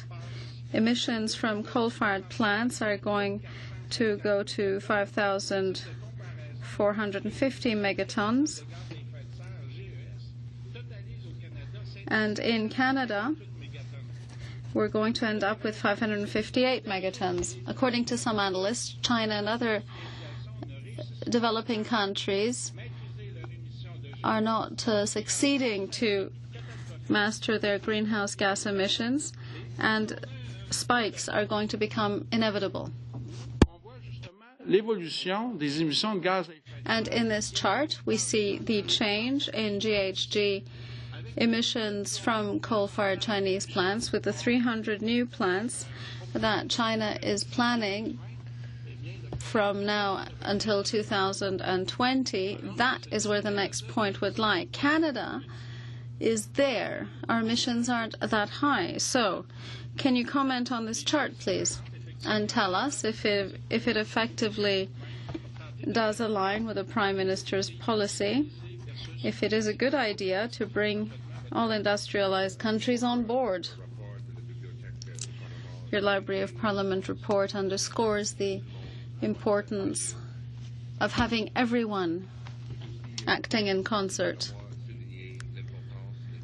It also, in my view, underscores the importance of technology in GHG reduction, and that's technology that already exists and that's already working. I was in Rayburn, Saskatchewan last week, and I saw specific examples of places where companies are using carbon as a carbon sink, are using carbon sinks to trap carbon in the soil. That is technology that could be very useful in helping not only Canada but the US and other countries and other major emitters like China and India. I think that technology and ingenuity, human ingenuity, is one of our greatest assets, and that is where we should focus much of our effort, not only in Canada but across the world. There are some better opportunities in some countries to use the technology.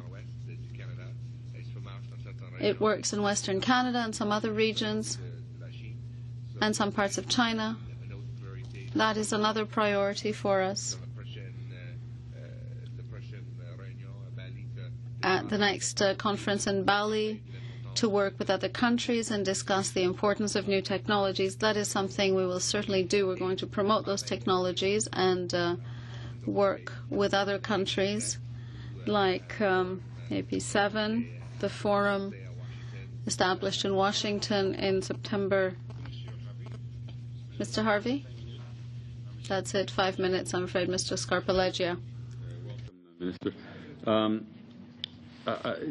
Previously today, you seem to be saying that we can't have aggressive targets if countries like the United States and China are not part of the Kyoto process, because, production will shift offshore, and at the end of the day, greenhouse gas emissions will not change globally. Is that a correct understanding of sort of the logic of that statement? No, I think what I've said is I think leadership means going first. That's why Canada's established, the government of Canada has established a goal of an absolute reduction of 20% of greenhouse gas emissions in this country. What we want to ensure, though, is that we're tackling the problem, and that's rising GHG emissions worldwide. They're rising. We've got to turn it and get them to go. We've got to stabilize it and then get them to go down. What I don't want to see, as a result of our efforts here in Canada, is coal-fired electricity generation be imported from the United States and thus having no effect. What I don't want to see is Canadian companies buy steel from Chinese companies rather than producing it here, and greenhouse gases continue to go up. We need everyone on board. We need everyone with an oar in the water, and we need to be rowing together. Isn't that another way of saying our approach, our targets will be, set at the lowest common denominator? Not at all. Okay. You talked before about pushback from public servants to decisions by the former Liberal government to sign Kyoto. One could say that there's probably been pushback from public servants at Environment Canada to some of maybe your statements or your predictions.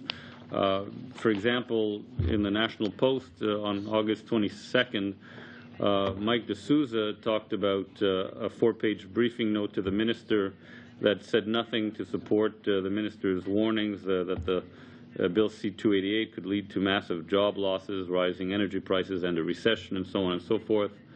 And that's just one example. I'm wondering what do your officials tell you when all kinds of third parties, the Pembina Institute, the World Wildlife Fund, C.D. Howe Institute, National Energy Board, National Roundtable on Environment and the Economy, UNDP, when they come out with statements like the C.D. Howe did, which is the government is likely to miss its 2020 emissions target by almost 200 megatons, or when the Deutsche Bank says, the Canadian government has materially overstated the cost of Canada's complying with Kyoto, etc. There must be pushback. There must be pushback inside the department. Then, no. I haven't got pushback from inside the department. I think the department has always demonstrated great professionalism and support to me as Minister of the Environment. I think you're just making some of this up, sir. You talk about a report from the United Nations Environmental Program. Well, we've got some comments from the press spokesman of the executive director. I tabled. UNDP. I said the UNDP, the United Nations Development Program. The UNEP. I apologize. I'm sorry. I maybe that's my fault. I mispronounced. But the others, I'm not. Certainly not making up the C.D. Howe Institute, the Pembina Institute, the National Roundtable on Environment and the Economy. At some point, your own public servants must have to comment on these reports, and if they're that professional, I can't see them saying, well, this is all fluff, Minister. If there's any thought that the industrial regulatory strategy will account for the full 20%, that in case would be true. But we've never said that. What we have said is this is one part of Canada's plan with respect to reducing greenhouse gas emissions. It is the biggest part, but we're working on an enhanced CAFE standard, moving to a mandatory sector in the auto transportation sector. We want to move in conjunction with the federal government of the United States. The auto sector is very important in my province. My Premier, Dalton McGuinty, doesn't want us to adopt the California auto standard. So we're working with the United States on raising the standard to something we hope will be proximate to that by 2017. Those numbers aren't equated in any of the studies you've mentioned, nor are the significant number of projects that we're supporting with $1.5 billion of funds to the province. Mr. Chair, I'd like to any time that I have left, I'd like. You have 20 seconds for a comment. If you can't. Sure. Sorry about that. Okay, you're all done. Thank you, Mr. Scarpaleggia. Mr. Watson. Thank you, Mr. Chair. Thank you to the minister here today.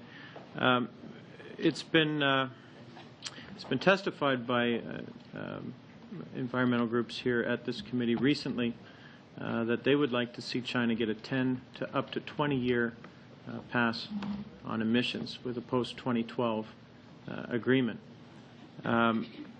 Is it realistic to give that kind of a pass to China? What would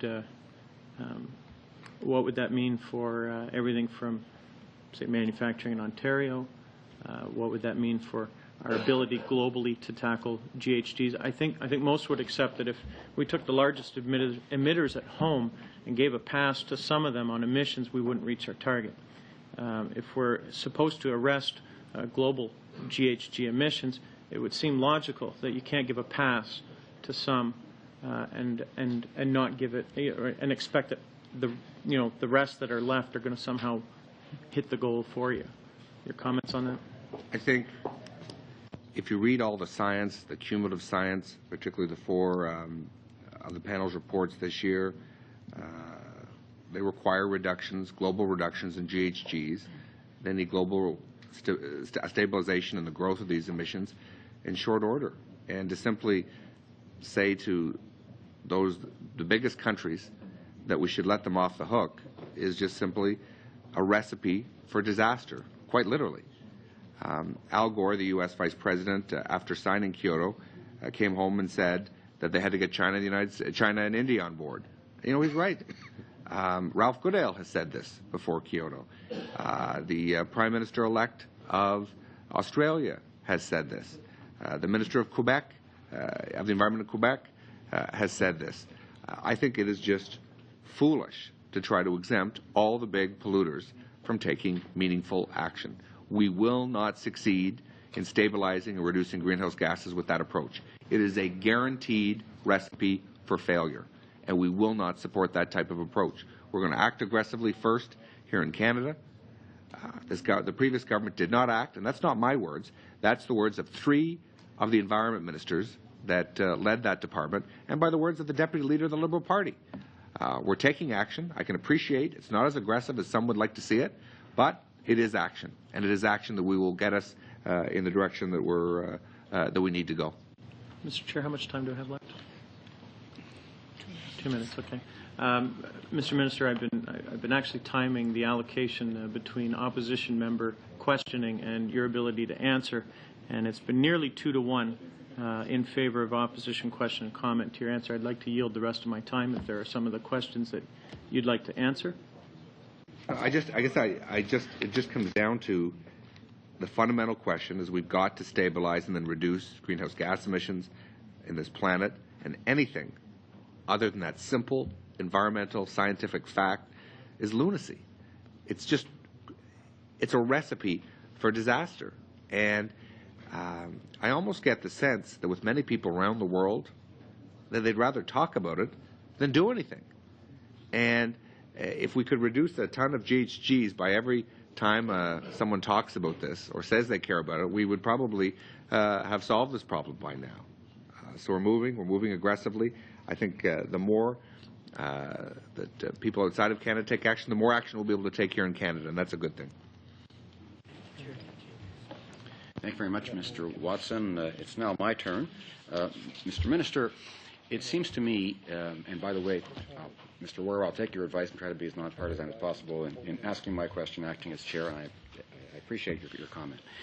It seems to me that that Canadians would feel and do feel that every person on the planet should do their share in terms of combating the problem of climate change. And in that regard, I have the feeling that this whole issue of China and India is a bit of a red herring. Yes, we're concerned about it, right? But we have to do our part, and it's not clear that we are doing our part. But in this regard, if we look at the graph on slide 4, it seems to me that in view of the fact that we think every person should do their share, that this graph would be much more meaningful if it were presented in a per capita form. In other words, for each of us as individuals, okay, divided by country, how would it look? Now, first question is, how would it look different from the graph you've presented if it were, in fact, per capita, right? Secondly, wouldn't that be a better graph? And lastly, will you ask your officials to prepare and provide to this committee in electronic form and paper form a graph in per capita terms of the same sort? Happy to pass that on to my officials. Let me say this, is the protocol that we're seeking to negotiate at the meeting in Indonesia under the auspices of the United Nations is one between nations. The urgent requirement for action, simply put, does not allow us to give the biggest emitters a pass. It will just not meet with success. The dire consequences of rising GHG emissions are powerful. And if we're to be successful in this fight, we need everyone on board. And to send a message to a country whose GDP is 2.5 times that of Canada's, a country with nuclear weapons, that they can simply not accept any targets, I think is not in the best interest of Canadians or people on the planet. Minister, I don't hear people arguing that those countries shouldn't accept any target, frankly, but I think that Canadians feel that we have our own responsibilities to meet, and I think it is reasonable for us to look at our own performance on a per capita basis and compare that to those countries. Yes, they're going in the wrong direction, right? But so are we, unfortunately, including under your government. Okay, and Frankly, I guess the point is that I think Canadians want to see us take real action at home and be leaders here in terms of taking action and with hard targets on climate change, hard caps for emitters across the country, right, instead of intensity targets. And I guess what I have trouble with is that you don't seem to recognize that. I agree with you that Canadians want to see their governments take real action. We have an approach that, frankly, sir, when you're around the cabinet table, your cabinet endorsed, in fairness. Ours are much more aggressive than anything that was proposed under the previous government with respect to the ambitious nature of the targets. They are greater.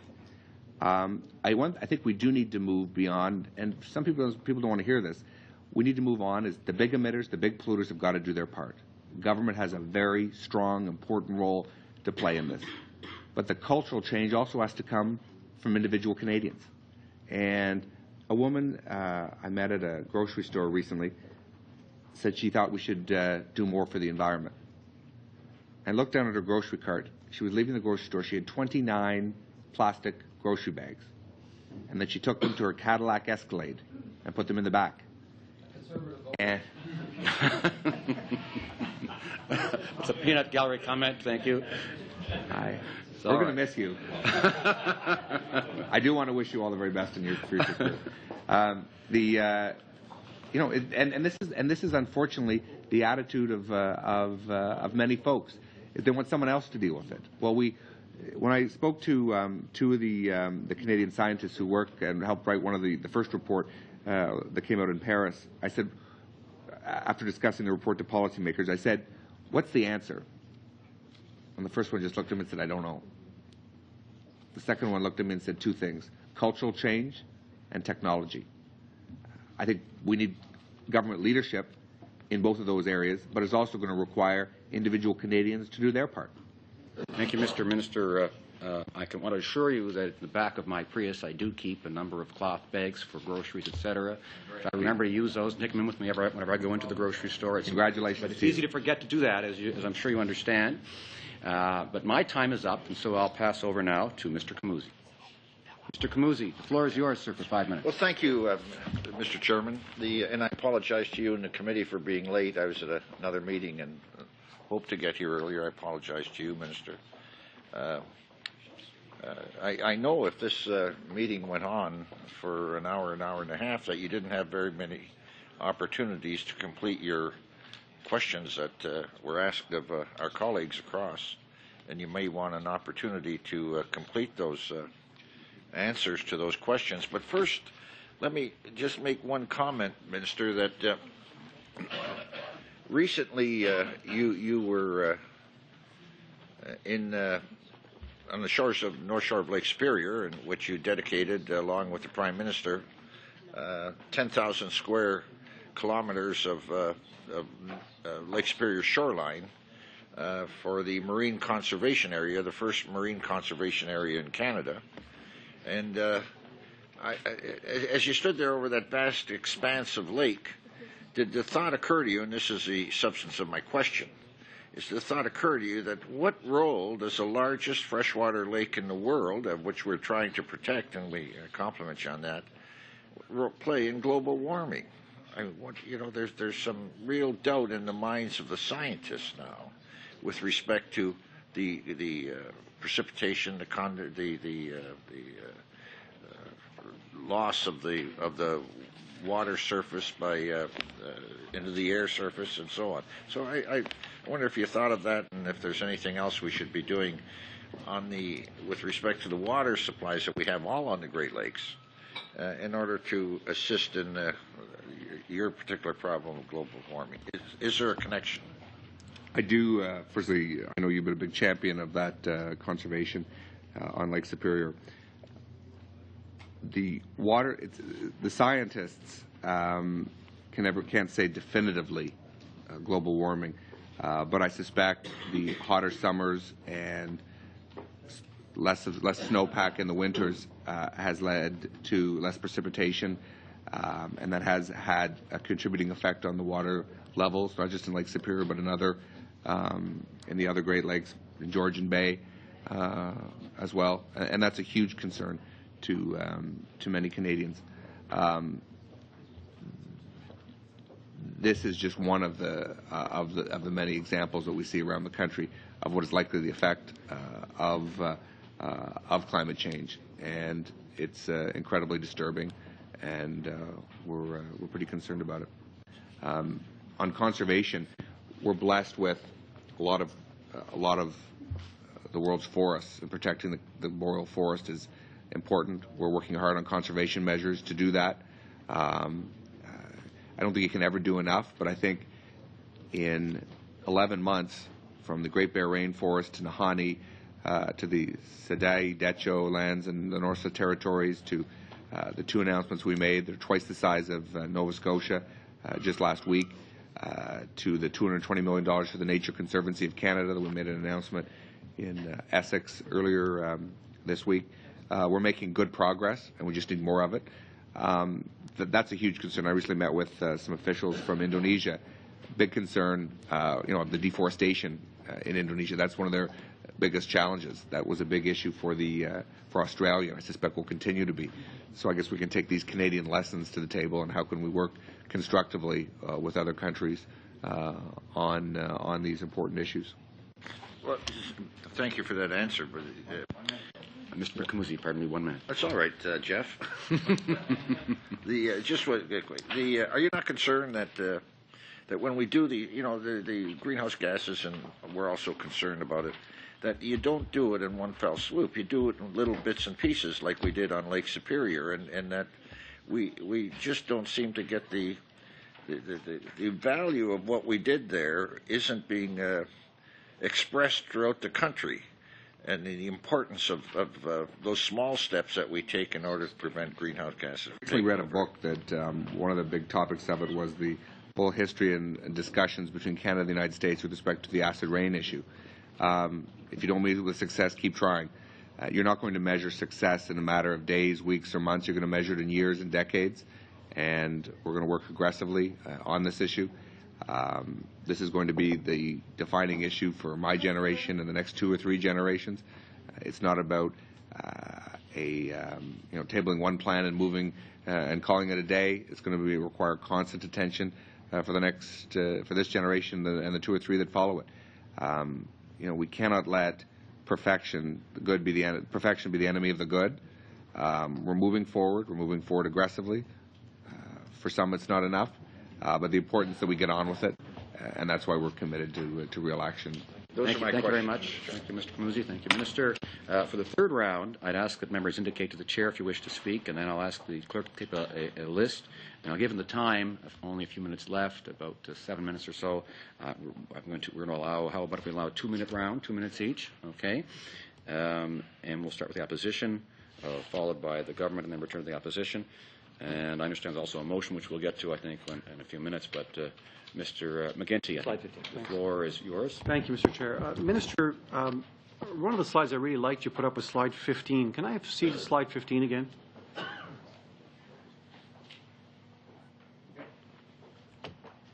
Right, okay, great. The letter that you have here, signed by these different groups in the country, do you have a copy of that labeled letter to table in the house right now? Do you have it here? Just 1 second. Well, only because, Minister, while you're looking, we actually got other parts of the letter that are not up on the overhead here. And I'd just like to read into the record another part of the letter that you have not quoted, because you selectively picked about 2 sentences from the letter, and this is what the letter goes on to say. The undersigned represent industry associations and environmental organizations that have major substantive concerns with multiple elements of the regulatory framework. They go on to say that they propose to you a high-level multi-stakeholder advisory committee that would provide advice to senior officials, two of them sitting beside you, to the 4 key departments on implementation of the regulatory framework, on solutions to issues that arise, and on approaches to harmonize federal and provincial regulations. Quickly. As you know, we have very short interventions. Why isn't that up here with this other paragraph? And Minister, you may wish to, obviously we're looking for short answers in this very short round, so if you may wish to provide us with a written answer to some of this. We'll provide a full copy of the letter if you like. It's a quote from the letter. I think it's not misrepresented. It's exactly what they said. We're working constructively. We've taken them up on their offer. I think it's constructive. I think it's good. I suspect, I quoted 3 Liberal environment ministers. Did I quote every single thing they ever said? No. I mean, it's a quote. It's identified from a letter, and that's the fact. Okay. Minister, I don't want to be I'm not going to let you try to misrepresent it, though, like you did earlier. Thank you, Minister. Mr. Worla. Thank you, Chair. I have a number of interesting quotes I was tempted to read here, but I think generally we found your presentation very helpful and enlightening, clearly showing how important it is that we all, that Canada do its part, which we're committed to do. 20% by 2020 is huge. 60 to 70% by 2050 is huge. Toughest targets in the world.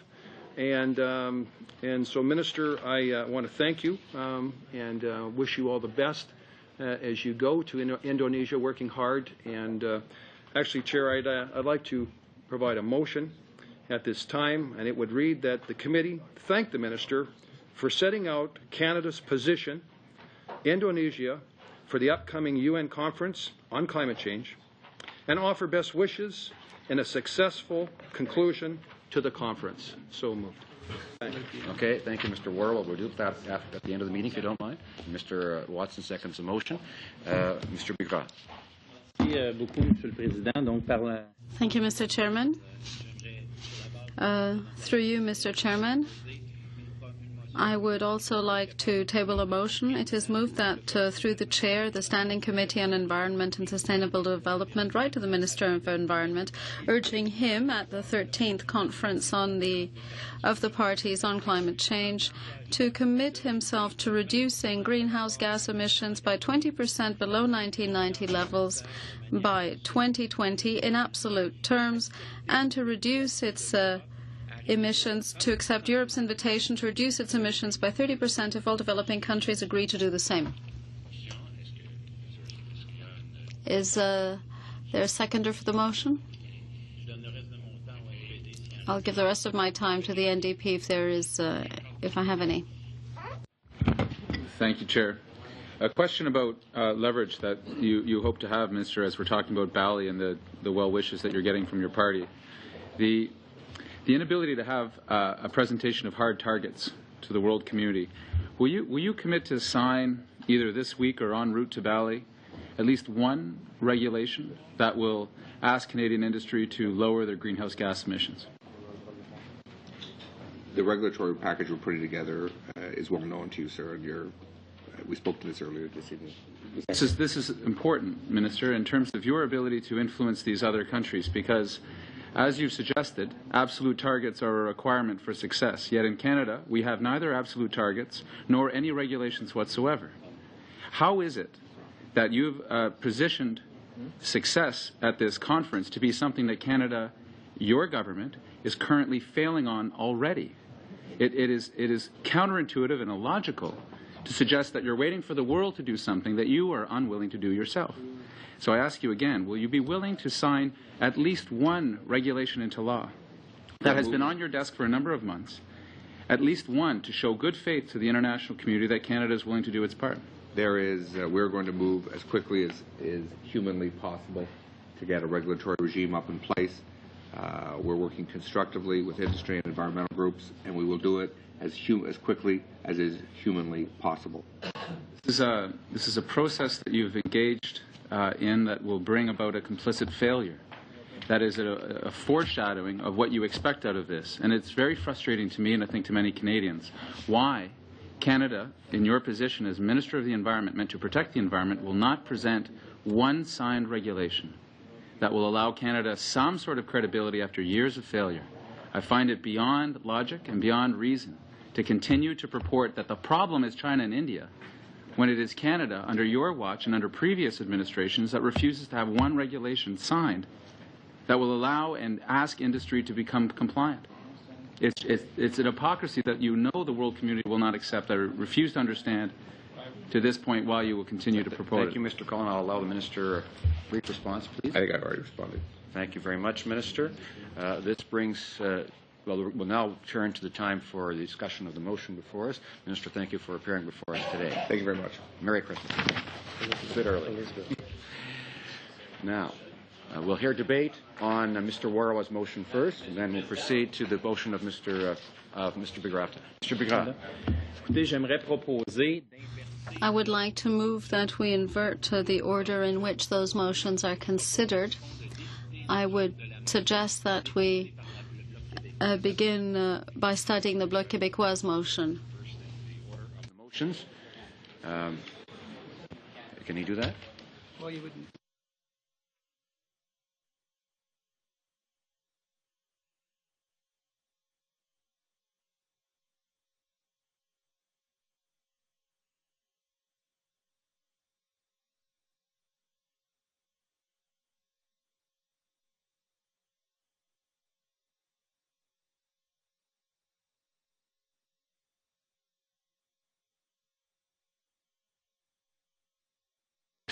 The clerk advises me, and the clerk advises me that we adopted at the last meeting a procedure whereby we would deal with motions in the order they were brought forward.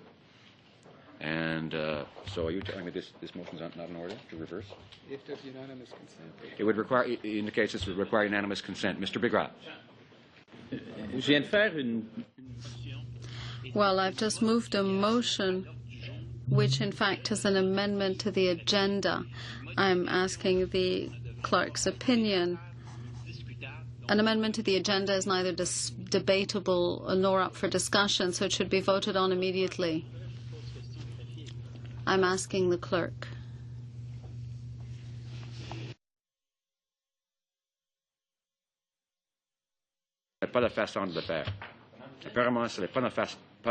Apparently, that is not the way it is done.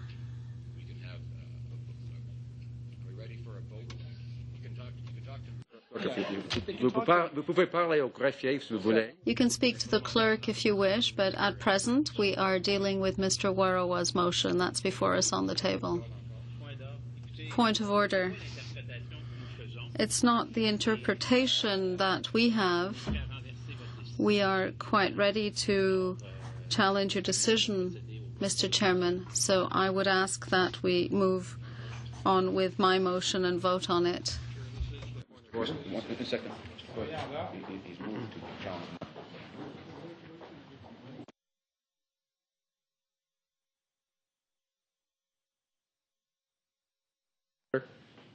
Chair, I'm speaking to the point of order raised by Mr. Bigrata. Pardon me.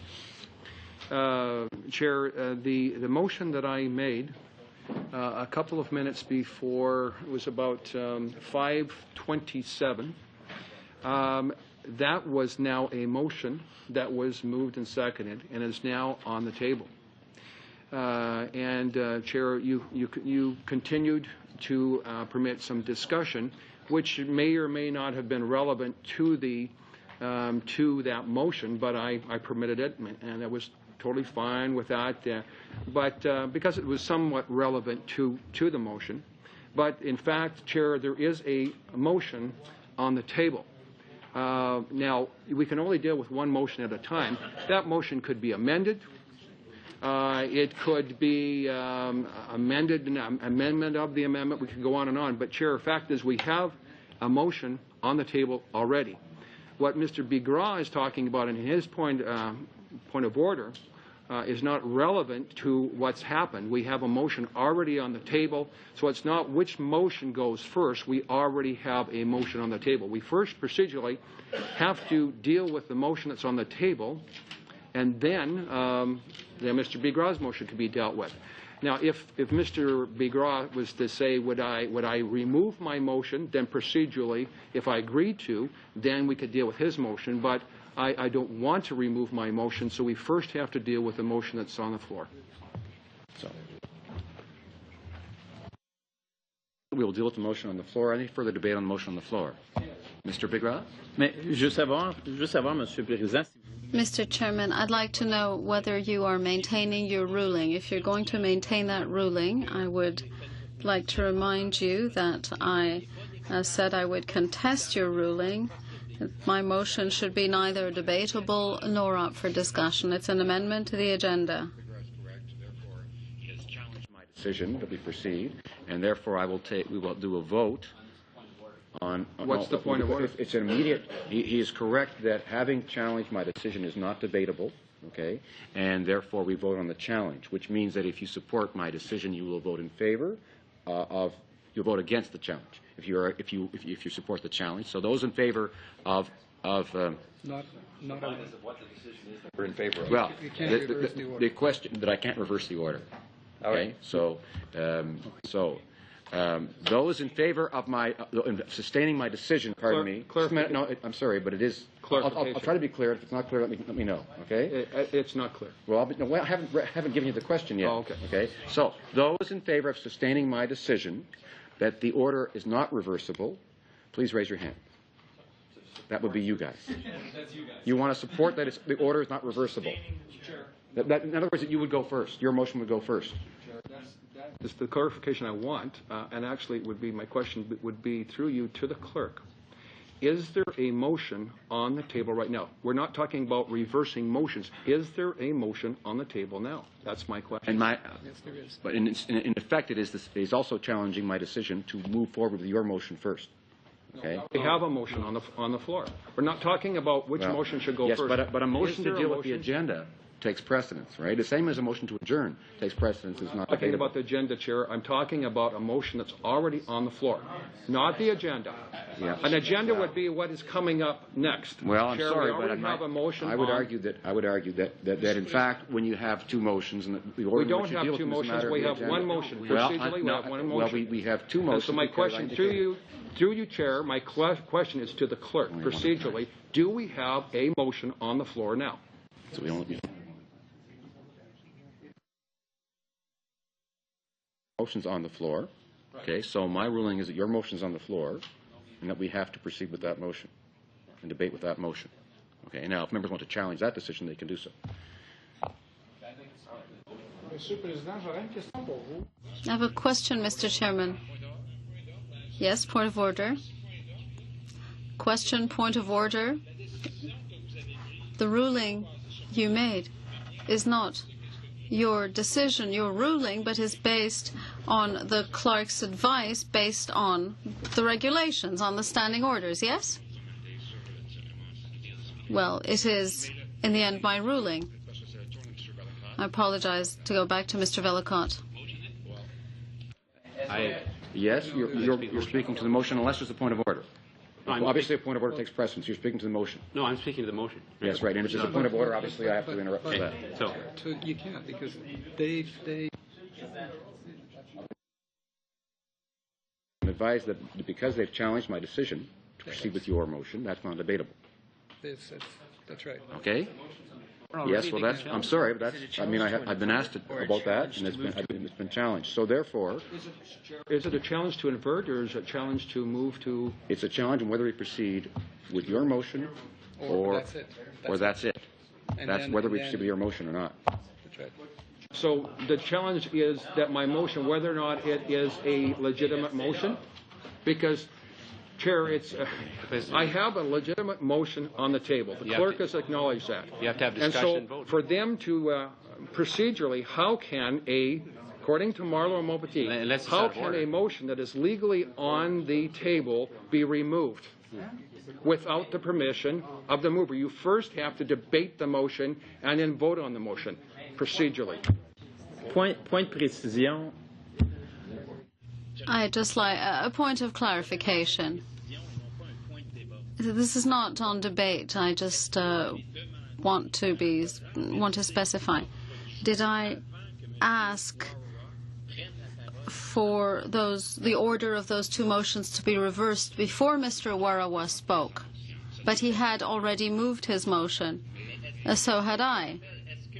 Yes, but had I spoken to ask that the order of the motions on the agenda be reversed before Mr. Warawa began to speak on his motion? This is not on debate. Oh, and I'm not debating, I assure you. The issue is that we can only have one motion on the table at a time, at any given time. Mr. Warawa, in my opinion, is quite correct. Given the fact that his motion was moved first, your motion was not in order. Your motion was not in order because, in fact, he had already moved a motion and it was on the table. If, before moving your motion, your substantive motion, you had moved a motion for adjournment or something of that nature, then it would have come immediately before the committee, taken precedence, and been voted on. But a substantive motion, the substantive motion you moved was not in order. Do motions to amend the agenda take precedence over other motions? Since Mr. Warawa had not yet spoken on his motion. But even though he had not spoken on it, it was on the table. Therefore, your motion was not in order. I was in error in allowing it. I apologize. Mr. Warawa's motion is on the table. What's the word? Appel de ma décision. So that is my decision. If you challenge it, there will be a vote on that. See, this is the motion.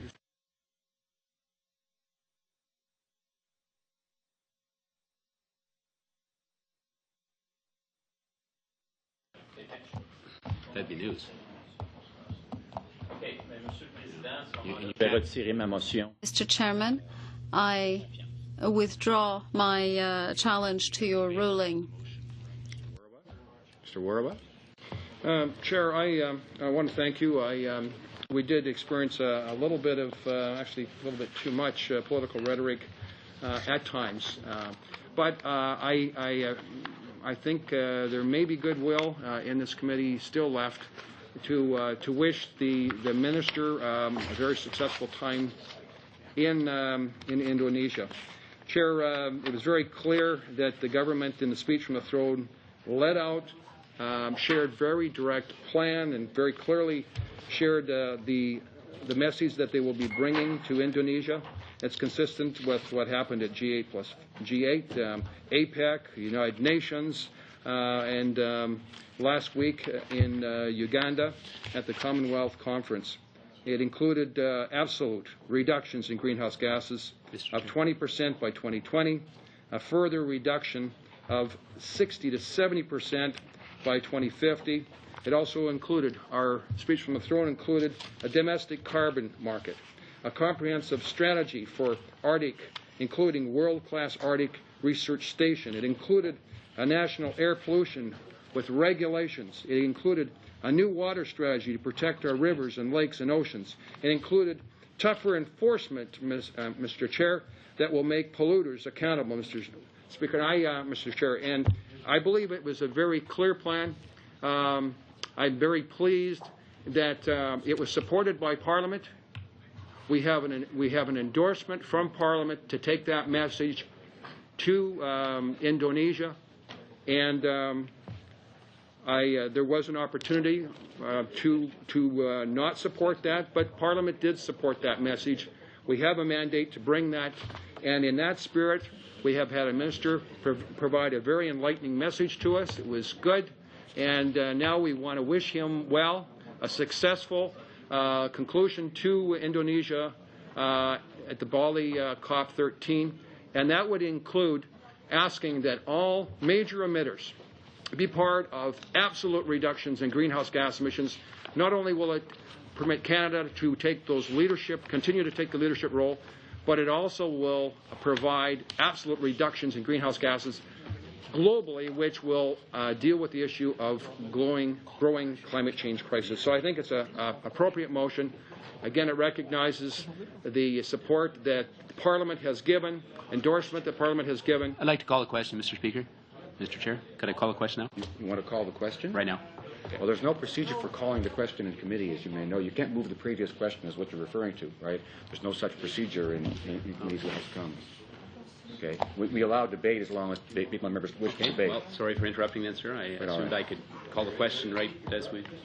Imagine interrupting. If they're willing. Okay. But, well, members, wait a minute. If there's agreement to call the question, I don't want to be Is rude. there agreement to move to call the question to vote? No. Back up. Sure, Don't want to be rude. okay, well, thank you. I was just getting started here. And, Mr. Speaker, we'll implement a new water strategy to help clean up our major lakes and oceans and to improve access to safe drinking water for First Nations. Mr. Chair, that is excellent news. And again, it was endorsed by Parliament.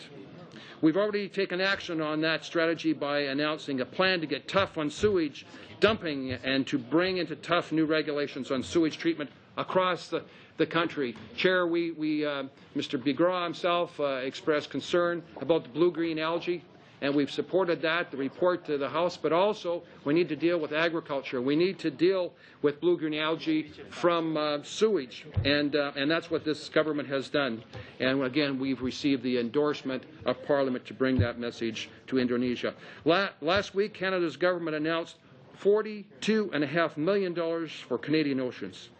That's amazing, Mr. Chair. Not only does this take into action on ocean protection, but it helps protect environmental sensitive areas across Canada, like the Scott Islands in British Columbia, and working with groups like the World Wildlife Fund.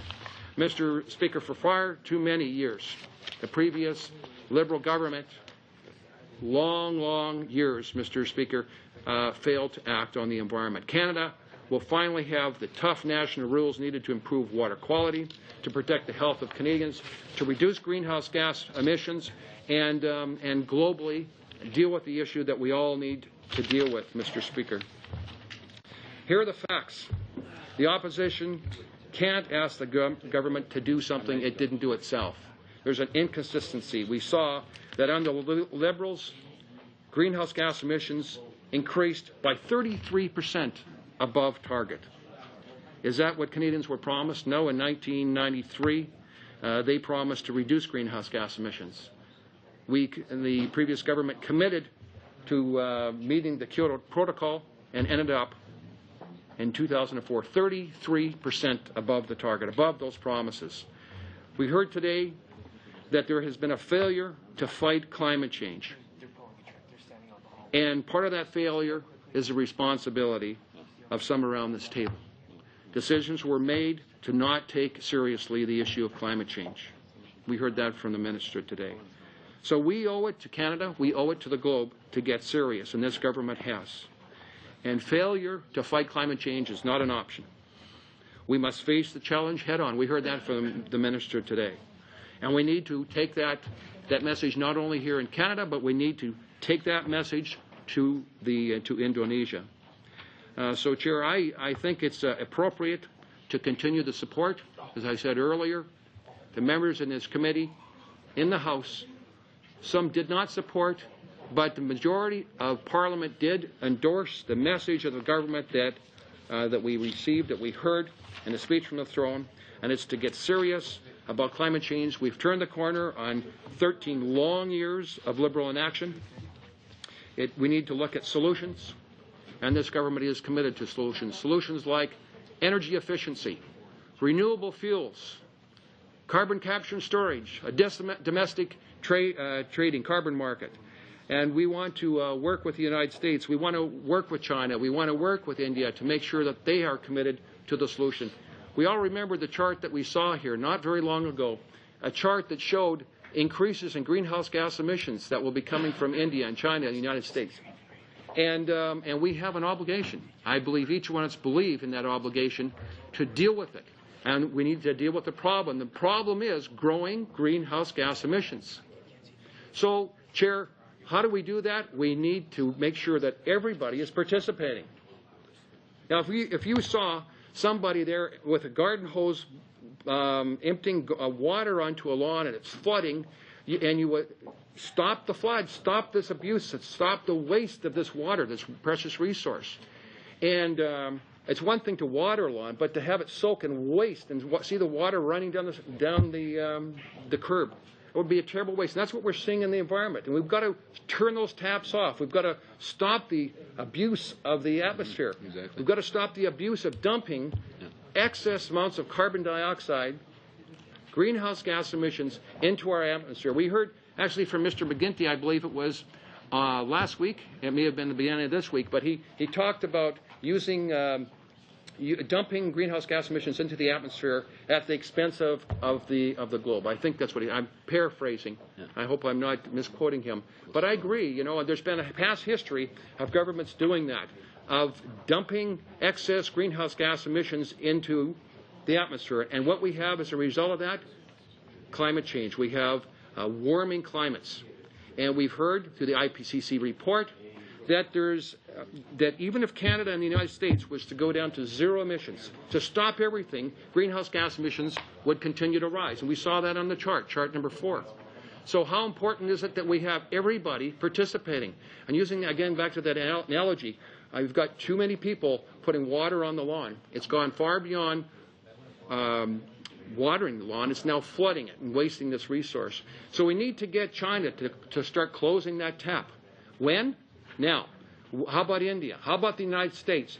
To get a solution to deal with the crisis of climate change, you have to get all the major emitters to be part of the solution. That's what the Prime Minister has said. Clearly, he's taken that leadership. And also the Minister is going to be taking that message to Indonesia. And so, Chair, I think it's critical that we continue our support, continue the endorsement. And, Chair, I'm concerned that if members around this table don't support that, they're not supporting how they voted in regarding to the speech for the throne. And what kind of message does that give? So we need consistency. We need to deal with the issue of climate change. And, Speaker, I think the motion is very clear. It supports continuing the mandate, and I hope all members will support this. Thank you, Mr. Warawa. Now, Mr. Vellacott, you were interested in voting on this. Are you now wishing to vote on the matter? I'd like to speak. I have some important things I want to say first, I guess, but we can get on that. Yeah. I look forward to hearing you. Every word. I want to assure you. I'm sure it'll be very edifying. You bet. You bet. Yeah, no, I think the issue before us, the motion that's before us is appropriate, obviously, and I think it's something that, in view of the Minister's coming, giving of his time today, this is something that we should all want for our children, our grandchildren, is the very best in terms of the proceedings at the meetings there in Bali, the UN Summit on Climate Change there. And I think the truth is pretty simple, and I think it's quite clear as well. Numerous people around the world have been catching on to that fact, that we have to be involving all these other players in the world, in particular the big countries. Without that, it's a bit of a exercise in futility in some degree in terms of the total picture. So the Indonesian meeting, as we know, will decide on a process, on a timeline to negotiate a post-2012 deal. And Canada has already indicated they're going to work very hard to get that agreement that defines that process appropriately, so that we have a post-2012 agreement, Mr. Chair, that requires for those greenhouse gases to have the cuts from all the major emitters. And particularly, I think it's been noted here today that we need to be including China. We need to include the big country of India. We need to include the US of A as well. All these countries need to be involved if we're going to get some progress. Doesn't matter if they're in the developed world or in the developing world. The air currents know no particular borders and don't make distinctions of whether it's developed countries or undeveloped countries or developing countries. And so that needs to be done in concert together in all the countries of the globe. Those greenhouse gases and the air pollution knows no borders, and it affects every one of us on this planet. And that's why, in fairness, in terms of progress, in terms of getting a successful outcome here or issue to it, we need to have a deal that applies to all nations equally as well. Really, I think we're all probably quite aware that Indonesia is not the end of the negotiations for a post-Kyoto deal. It's really just the beginning. It's an important first part of it, but it's the beginning, and it's not the end, because we go from there in terms of the implementation in all the countries around the world. Canada showing some leadership there and having to do their own particular things to the end of reducing the greenhouse gases. Those major emitters, Mr. Chair, like China and India and the United States, need to be on board with an oar in the water, as we say, rowing in the same direction. We've got to be all kind of pulling together on this to make progress.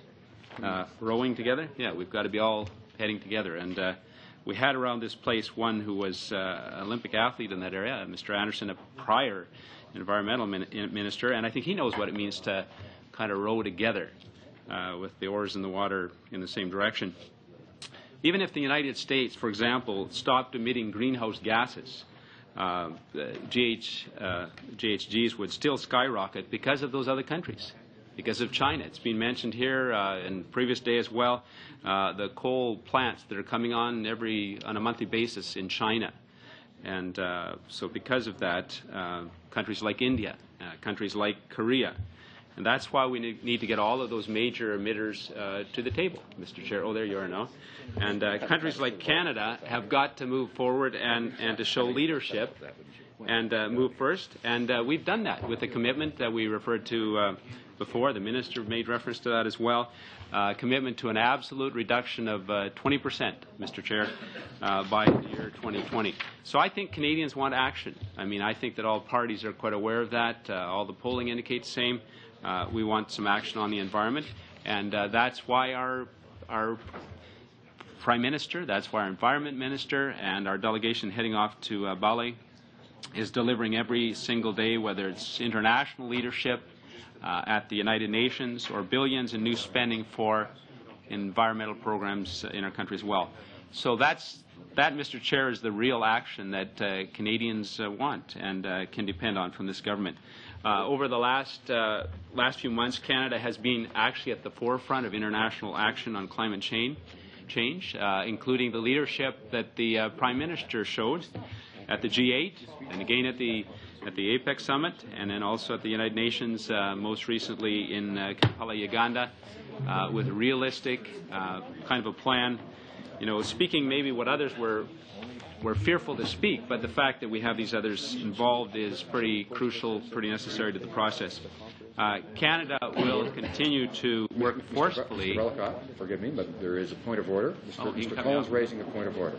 Okay. So, just to be recognized that we are in the bizarre circumstance of the government filibustering themselves at this point. The ridiculousness of this is beyond the pale. Thank you, Mr. Cullen. That's and offensive to the taxpayers of Canada. Mr. Bellicott. Thank you, Mr. Chair.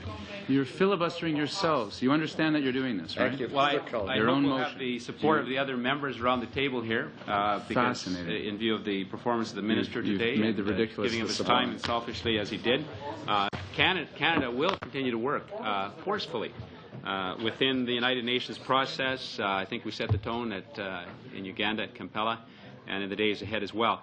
The Canadian delegation, I guess the member, Mr. McGinney, actually has made that point in the House for all of us there, will not include him.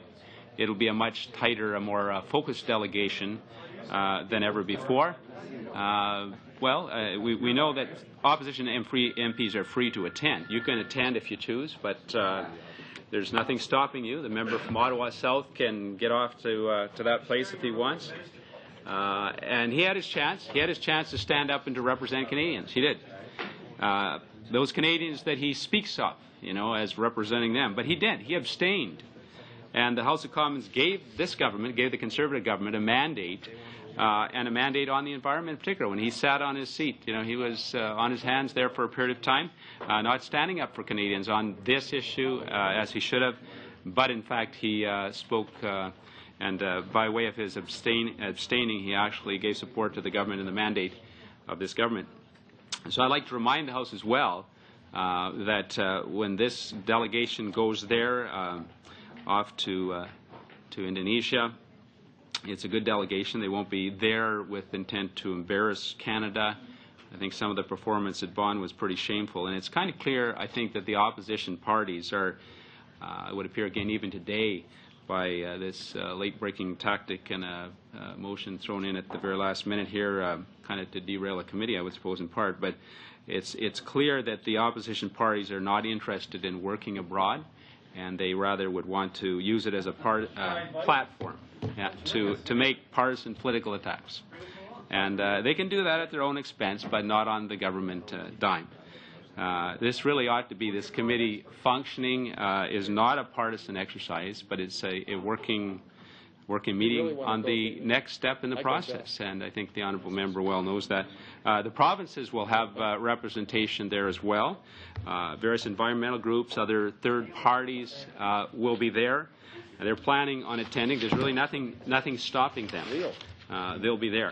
I cited before, in addition to the other good stuff that was up on the screen here earlier, this was from the British High Commission, and one of their very first points was this issue of universal participation. It was Mr. Harper, the Prime Minister of Canada, that pressed that issue, and finally they got consensus there at Kampala.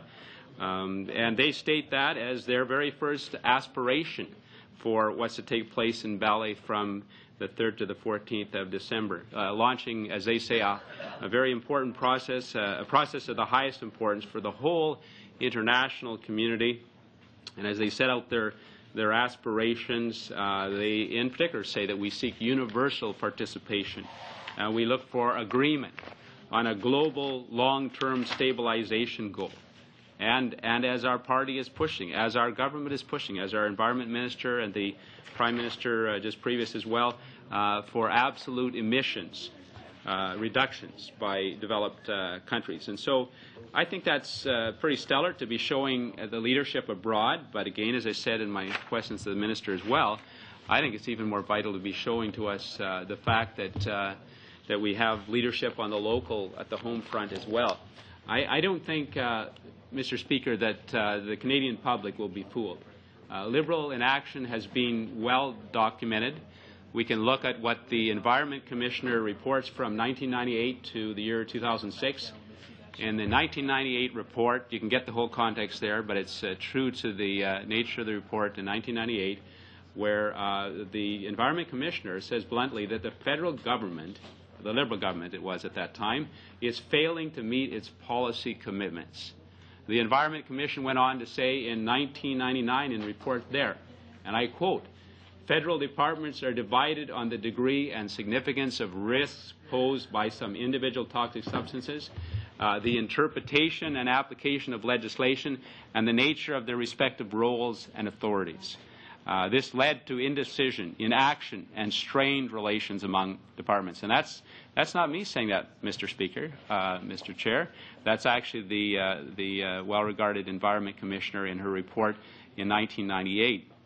The Environment Commissioner goes on to say in the 2000 report, it seems to be a bit of a pattern here, but in the 2000 report makes the point that there are persistent problems with the federal government's management of key issues like climate change, toxic substances, and biodiversity. And as a result, in all of these cases, I continue to quote, commitments made to Canadians were not, I underline, were not being met. And then again, we could kind of carry on here. 2001 report, the continued upward trend in Canada's emissions demonstrates that the government has not transformed its promises into results. And so I hope this is insightful for you, Mr. Chair, because as I promised, I would hope to enlighten you and go on at length here in respect to the motion before us here now. 2002, the report by the Environment Commissioner, where it says the federal government's sustainable development deficit is continuing to grow. And so again, we have it just on and on like that, but clear from the Environment Commissioner in respect to the abject failure of this government in respect to environmental issues. And so there's others as well we could cite, but I think that's a fairly objective source that we have and refer to. I think in converse to that, in contrast to that, Mr. Chair, as you well know, because I know you follow these issues with great interest and are an astute student of these things, but you would be well aware, Mr. Chair, Mr. Reagan, that the government has announced a fairly clear agenda for the environment.